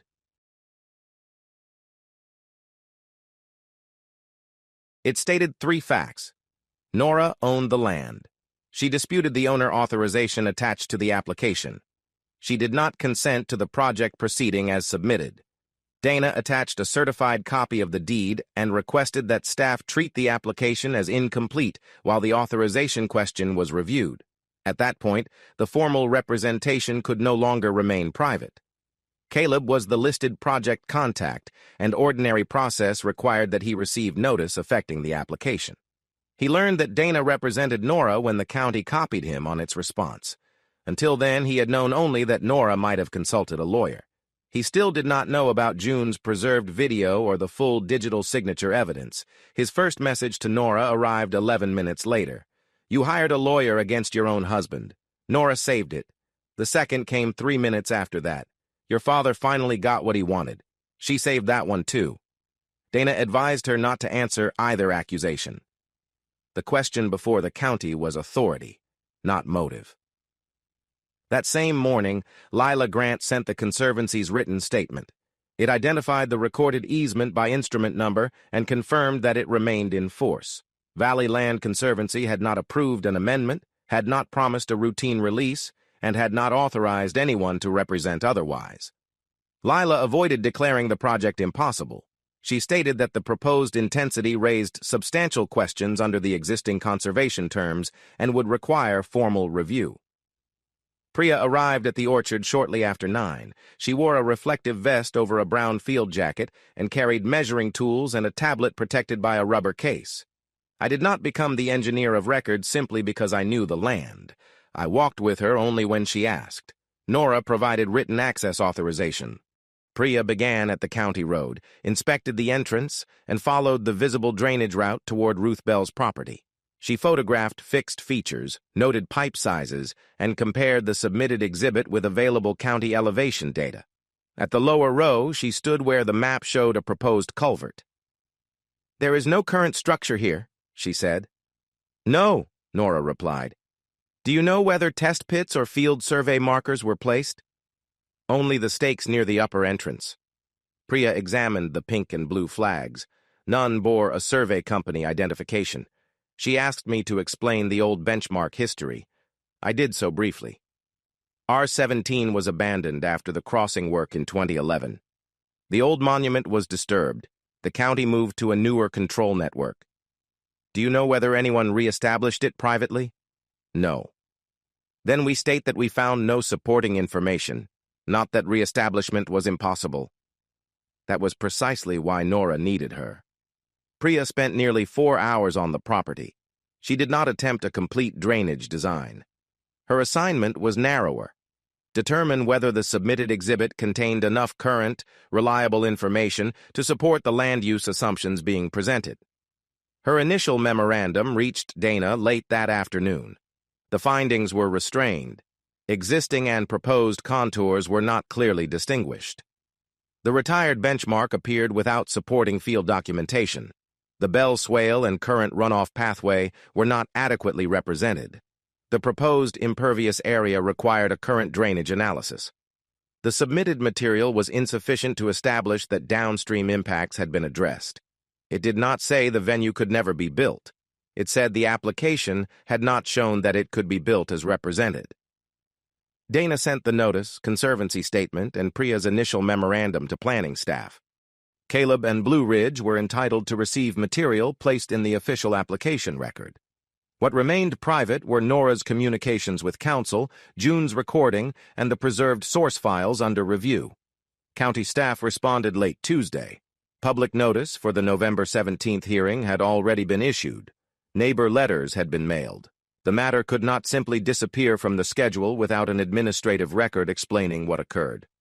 Staff proposed proceeding with a limited hearing. The planning body could determine whether to defer the application, reject it as incomplete, or close it if the applicant and developer withdrew. I read the email twice.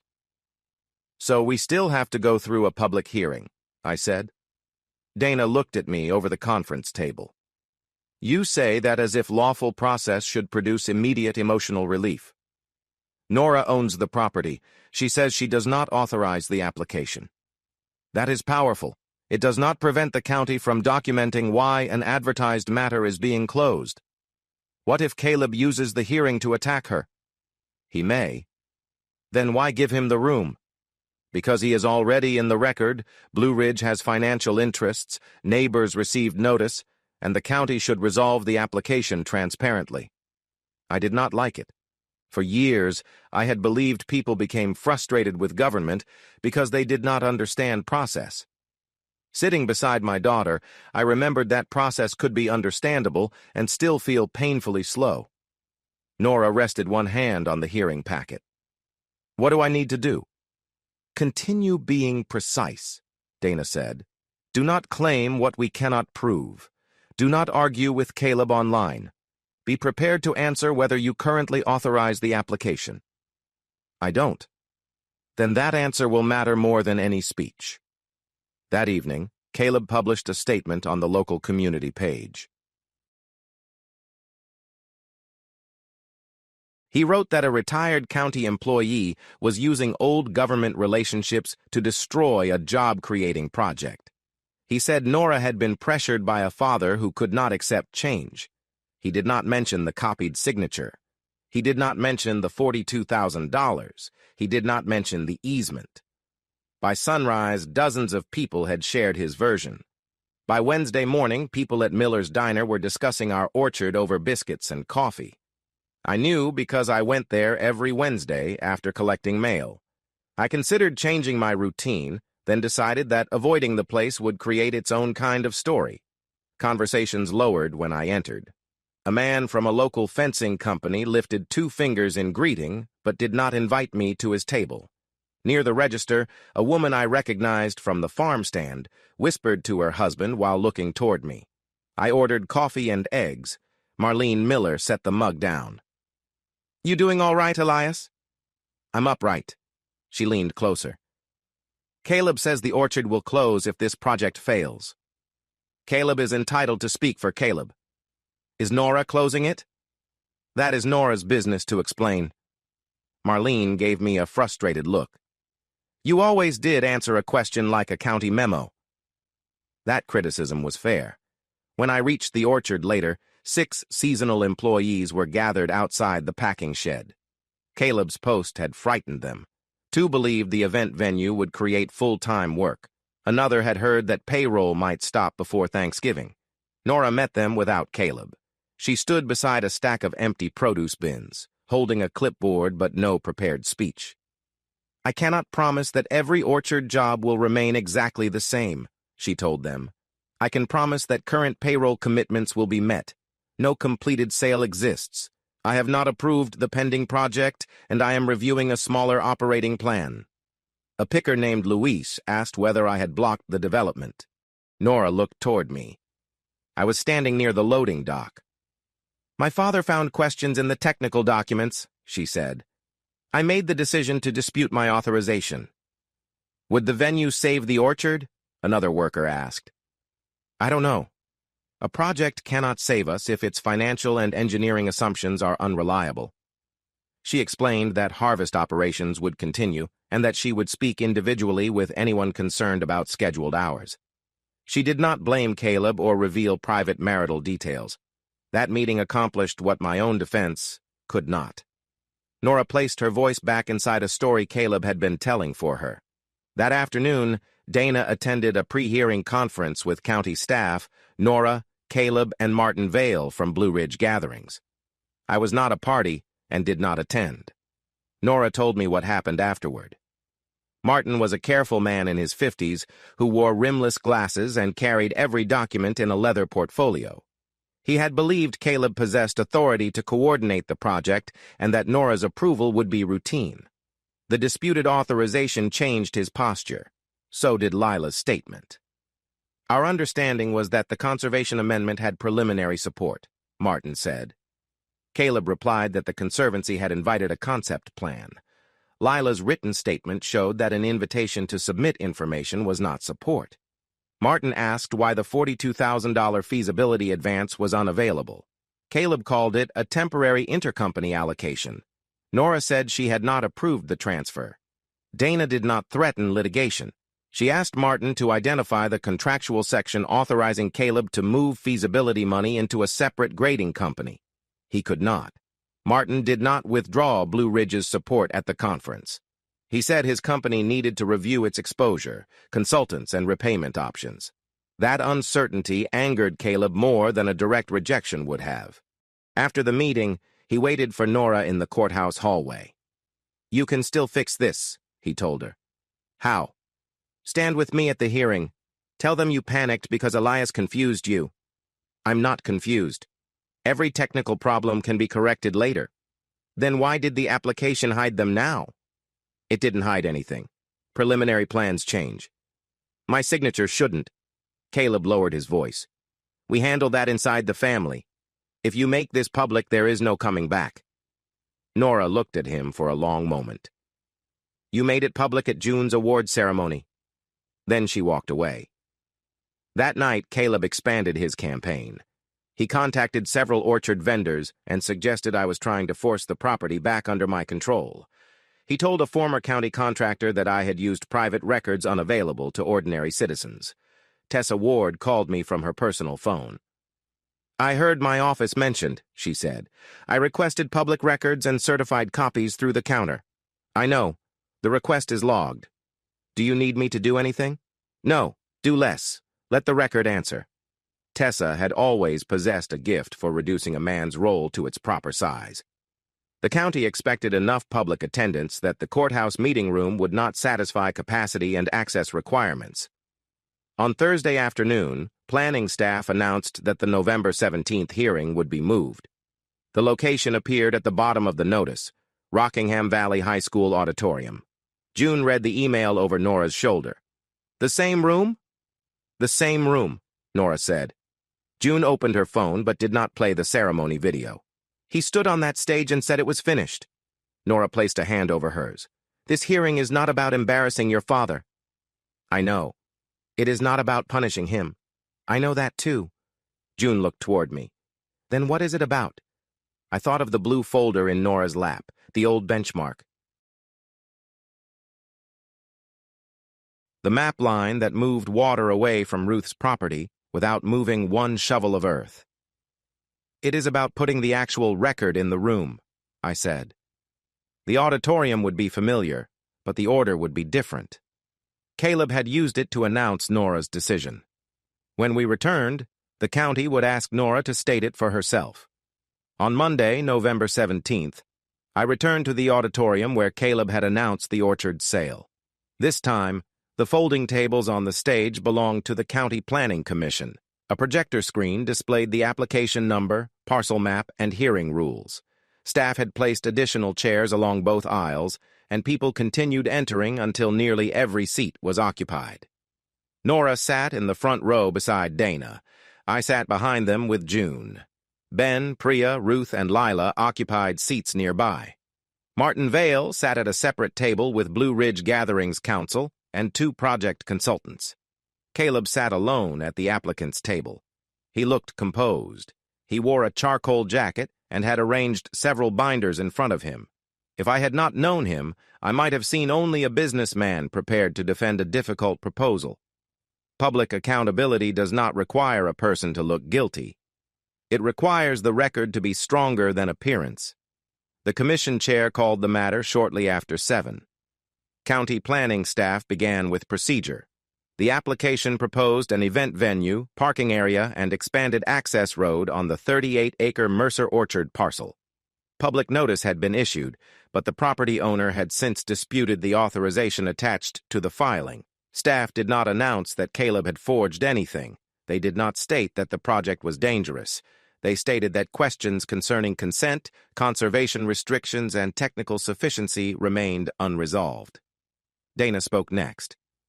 "Nora Mercer Hale is the titled owner," she said. "She does not authorize this application as submitted. We are not asking this commission to decide criminal intent or marital fault. We are asking it to recognize that a land use request cannot proceed on disputed owner consent."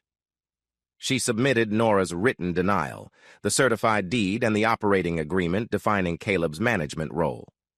The chair asked whether Caleb contested Nora's ownership. Caleb leaned toward his microphone. "No. But as operations manager, I was authorized to pursue development opportunities for Mercer Orchard." Dana did not interrupt. The chair asked, "Were you authorized to sign the owner's name?" "I did not sign her name." A murmur moved through the room. The chair raised one hand. "We will not determine authorship tonight. Please keep comments directed to application status." That distinction mattered. The hearing was not a trial, and emotion did not expand the commission's authority. Lila Grant explained the easement. She identified its recording number, summarized its conservation purposes, and confirmed that Valley Land Conservancy had approved no amendment for the proposed venue. "Could an amendment be considered?" one commissioner asked. "An application could be reviewed," Lila said. "That is not the same as advance approval. No complete amendment request was pending when the county application described one as anticipated." Martin shifted at the developer's table. Priya then presented her initial technical review. She used 3 simple images: the submitted exhibit, the historical drainage map, and a current site photograph. She did not bury the room in calculations. The submitted sheet references a retired benchmark without supporting field documentation, she said. It also does not consistently distinguish existing contours from proposed grading. She highlighted the eastern slope. This drainage feature appears in historical records and remains observable on the ground. Its location is not adequately represented on the submitted exhibit.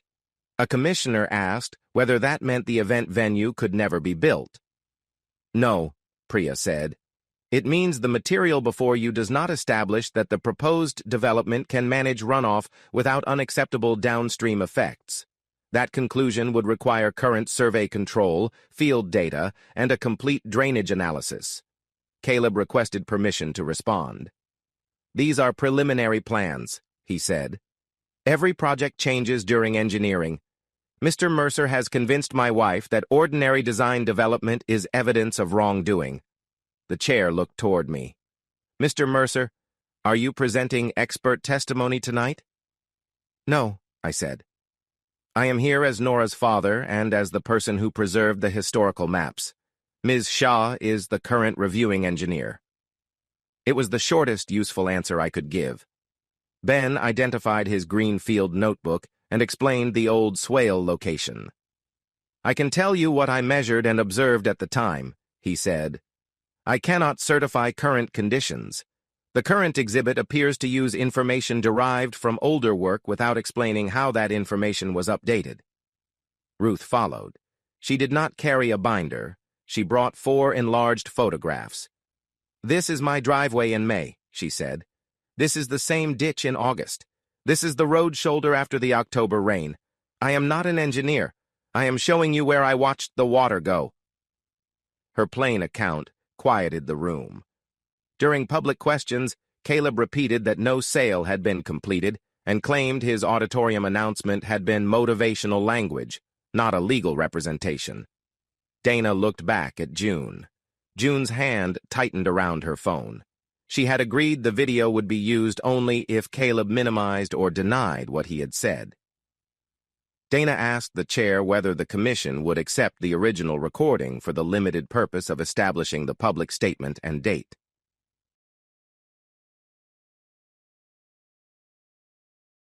The chair allowed it. The projector screen went dark, then showed the same stage 1 month earlier. Caleb's recorded voice filled the auditorium. Mercer Orchard is under agreement to become one of the finest event destinations in the Shenandoah Valley. On screen, he placed the blue folder in Nora's hands. She has approved the plan. The clip ended. No one cheered. No one needed to. The chair looked toward Nora. Mrs. Hale, the commission needs a direct answer from the property owner. Do you currently authorize this application to proceed? Nora placed one hand in her coat pocket. I knew the cracked brass key was inside it. Then she stood. Nora walked to the microphone without taking the key from her pocket. She did not look at me. That was right. If she had needed my expression before answering, then Caleb could still have argued that the choice belonged to someone else. My name is Nora Mercer Hale, she said. I am the titled owner of Mercer Orchard. Her voice trembled on the first sentence. It steadied on the second. I discussed a feasibility study with my husband. I did not knowingly approve the owner authorization form submitted with this application. I did not approve a final sale. I do not authorize this application to proceed as submitted. Caleb leaned toward his microphone. Nora, you signed... The chair stopped him. You will have another opportunity to respond. Do not interrupt the property owner. Nora continued. I was also asked to sign a personal guarantee related to money transferred from the orchard business. I declined. I will not assume personal responsibility for a development agreement I was not allowed to evaluate honestly. Dana had advised her not to turn the hearing into a financial accusation. Nora followed that advice. She did not explain where every dollar went. She stated why she would not provide new consent. A commissioner asked whether she opposed every future use other than farming. No, Nora said. I oppose anyone presenting my decision before I make it. If I consider another proposal, it will begin with valid consent, the recorded easement and current engineering. That answer removed Caleb's easiest argument. Nora was not asking the county to preserve the orchard in amber. She was asking for the same process any owner should receive. The chair turned to Martin Vale. Does Blue Ridge Gatherings intend to continue supporting this application without the property owner's authorization? Martin adjusted his glasses and consulted briefly with counsel. No, he said. Our participation was based on the understanding that owner consent and conservation review could be secured. In light of the dispute and the technical questions identified tonight, Blue Ridge withdraws its support for the current application. Caleb stared at him. We have an agreement. We have a conditional letter of intent, Martin replied. The conditions have not been met. The problems can be fixed. Perhaps a future project could address them. Blue Ridge will not proceed on this record. Caleb stood. For one moment, I thought he might leave. Instead, he turned toward Nora. You are letting him destroy this. He pointed at me. The chair called his name firmly. Mr. Hale, address the commission. Caleb faced the stage again. This orchard is failing. I am the only person who put forward a plan large enough to save it. Elias found an old map and turned every ordinary problem into proof that I acted against my family. I felt every eye shift toward me. My anger arrived quickly, but it did not control my hands or my voice. I had spent a month verifying records, so the outcome would not depend on whether I could win an argument. Nora answered before I could be tempted. My father did not withdraw my consent, she said. I did. Caleb's shoulders dropped. The staff planner summarized the available options. With the developer withdrawing support and the property owner denying authorization, staff recommended closing the current file as withdrawn and incomplete.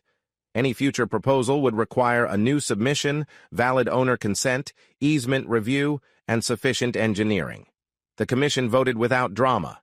The application was closed. No one was arrested. No one declared Caleb guilty of a crime. The commission did not order repayment of the $42,000 or decide the future of Nora's marriage. It did what it had authority to do. It stopped an unsupported land use application from proceeding.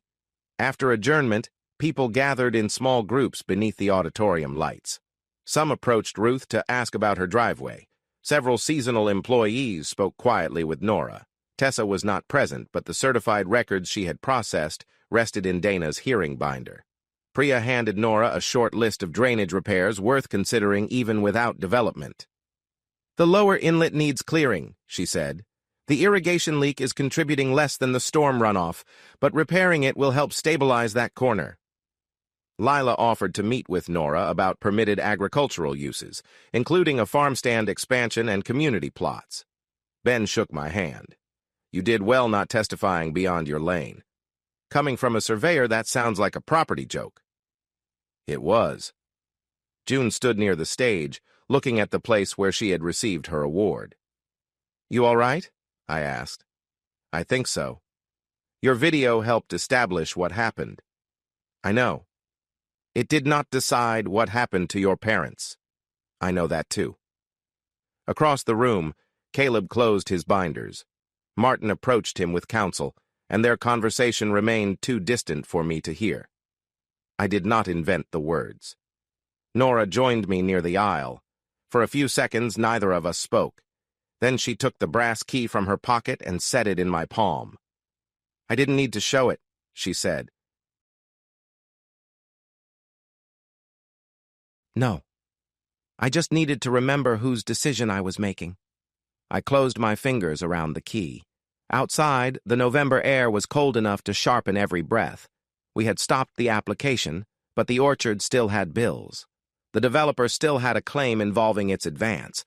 Caleb still owed money, and Nora still had to decide what separation meant after the hearing lights went dark. As we crossed the parking lot, her phone vibrated. She read the message without replying. If the orchard fails now, that failure belongs to you. Nora locked the screen. Are you going to answer? I asked. Not tonight. She took the key back from my hand. That decision belongs to me too. Stopping the development did not restore $42,000 to the orchard account. It did not erase Caleb's equipment debt or turn November apples into spring income. It did not settle a marriage that had accumulated years of small permissions, quiet resentments, and misplaced trust. The consequences arrived through meetings, statements, and ordinary envelopes. Blue Ridge Gatherings formally terminated the conditional letter of intent. Its accountants separated documented feasibility expenses from money transferred to Hale grading and site work. The remaining advance became a civil repayment issue. Dana retained a business accountant for Nora. The records showed that the transfer had occurred without her written approval and outside the development budget she had understood. Caleb continued calling it a temporary intercompany loan, but there was no completed loan document from the time of transfer. That did not produce an instant legal judgment. It produced negotiation. Hale Grading's lender reviewed its equipment obligations. Caleb voluntarily sold a dump truck and one grading attachment. Part of the proceeds went toward the developer repayment. His company kept operating on a smaller scale, subject to tighter lender controls. The owner authorization files went through professional review. The reviewer found that the signature image in the application was consistent with the image in the older farm loan scan, including the same digital artifacts. The finding and related records were referred through the appropriate channels. Caleb's contractor licensing body opened a review. Opened was not the same as decided. I learned to respect that distinction even when patience felt undeserved. Nora and Caleb entered a structured separation. Dana handled property and business communication. Another qualified professional helped them establish temporary family arrangements. June remained at the same school. She spent scheduled time with Caleb, but neither parent used her as a courier. When Caleb texted questions about Nora, June sent one prepared response. Please contact Mom directly through the agreed channel. She should never have needed such a sentence at 16. Once she had it, she used it without apology. In January, Nora and Caleb attended mediation. I was not in the room. Nora told me afterward that Caleb apologized for putting her name on documents without explaining them. He said fear had narrowed his choices until the development seemed like the only available path. Then he said I had made everything worse. Nora answered, "Debt explains why you were afraid. It does not explain why you used my name." She did not promise reconciliation. She did not promise permanent separation either. She established what would have to change before either question could be considered. Meanwhile, the orchard required work. Nora closed a small event rental program Caleb had started without proper staffing. She returned to nursing through limited weekday shifts at a local clinic. The outside income helped stabilize household expenses, while orchard revenue remained seasonal. She met with Lila and Priya about permitted uses. A large reception venue was gone. In its place, Nora developed a smaller plan. Improve the roadside farm stand, lease a limited plot to a community growing group, and repair drainage before expanding anything else. Ruth volunteered to coordinate the community plot. June redesigned her farm stand sketch with wider aisles, a simple produce counter, and a bulletin board for local growers. No stone entrance, no decorative lights across acres of parking. The plan was not glamorous. It had numbers that worked. By February, Nora had enough information to consider my offer of a documented loan. Dana prepared clear terms. The amount was limited to drainage repair, refrigeration maintenance, and spring operating costs. Nora reviewed the agreement with her own accountant. "If I miss a payment?" she asked me. "We follow the terms. No family guilt? Not written into the contract. And if I decide not to take it?" I closed the folder. She signed because she chose to, not because I placed a pen in her hand during a crisis. That difference changed the meaning of the help. One cold afternoon, we walked the lower rows with Priya's repair list. The broken irrigation pipe remained beside the pump shed, split along the seam. Nora picked it up. "Mom would have fixed this before buying anything new. Your mother once repaired a pump handle with wire from a tomato cage. Did it work?" "For 11 years. Nora looked toward the gate. Winter had exposed the sag in its lower hinge. The brass lock hung at an angle. "We keep talking about saving the orchard," she said. "Maybe we should start by making it open properly." "We can do that." "And the lower irrigation line?" "We can repair it before spring." She handed me the cracked pipe. For the first time since the auditorium, the next task was not evidence. It was simply work that belonged to us. By early April, the grass beneath the orchard rows had turned green again. Nora and I met at the entrance before sunrise. The old gate rested on wooden blocks while she fitted a new lower hinge against the post. I held the steel frame level. She marked the bolt holes, drilled them, and tightened each nut herself. "You're half an inch low," June called. She stood beside the road, holding a hand-painted sign. "I am not half an inch low," I said. Nora checked with the level. "He's an eighth low." "Vindication," I said. "Adjustment," Nora replied. She loosened one bolt, raised the frame, and tightened it again. When I removed the blocks, the gate held its weight without sagging. June lifted her sign. Mercer Orchard Farm Stand. Open Saturdays. The letters were dark green. She had painted apple blossoms along the lower edge and left enough blank space for seasonal hours. Ruth arrived carrying a tray of tomato seedlings for the community plot. She admired the sign, then walked with June toward the prepared beds. Nora took the cracked brass key from her jacket. The old county inspection tag still hung from its copper wire.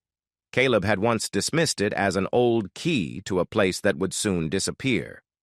The place had changed. That was not the same as disappearing. Nora inserted the key and opened the lock. The repaired gate swung inward without scraping the gravel. Later that morning, we replaced the split irrigation section.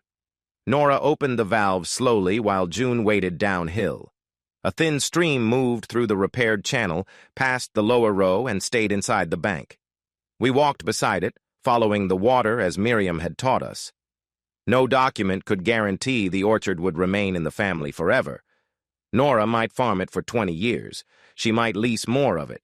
One day she might pursue a different sale through a lawful and informed process. The victory was not permanent possession.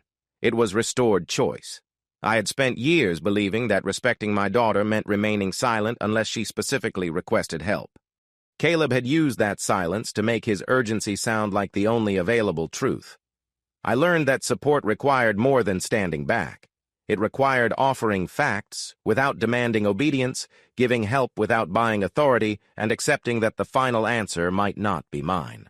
A boundary is not revenge. It is the place where another person's fear stops becoming your obligation. Records protected Nora's legal position. Engineers clarified the water. A lawyer protected the process. But Nora protected her own future when she finally said, "This is my decision." June called from the farm stand and asked whether she could turn the sign toward the road. Nora looked at me. "Ready?"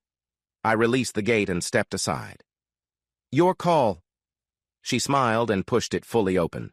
If this story spoke to you, share what dignity and healthy family boundaries mean in your own life, and subscribe for more stories of calm, lawful strength. Behind us, the repaired gate settled onto its new hinge with one clean metal click.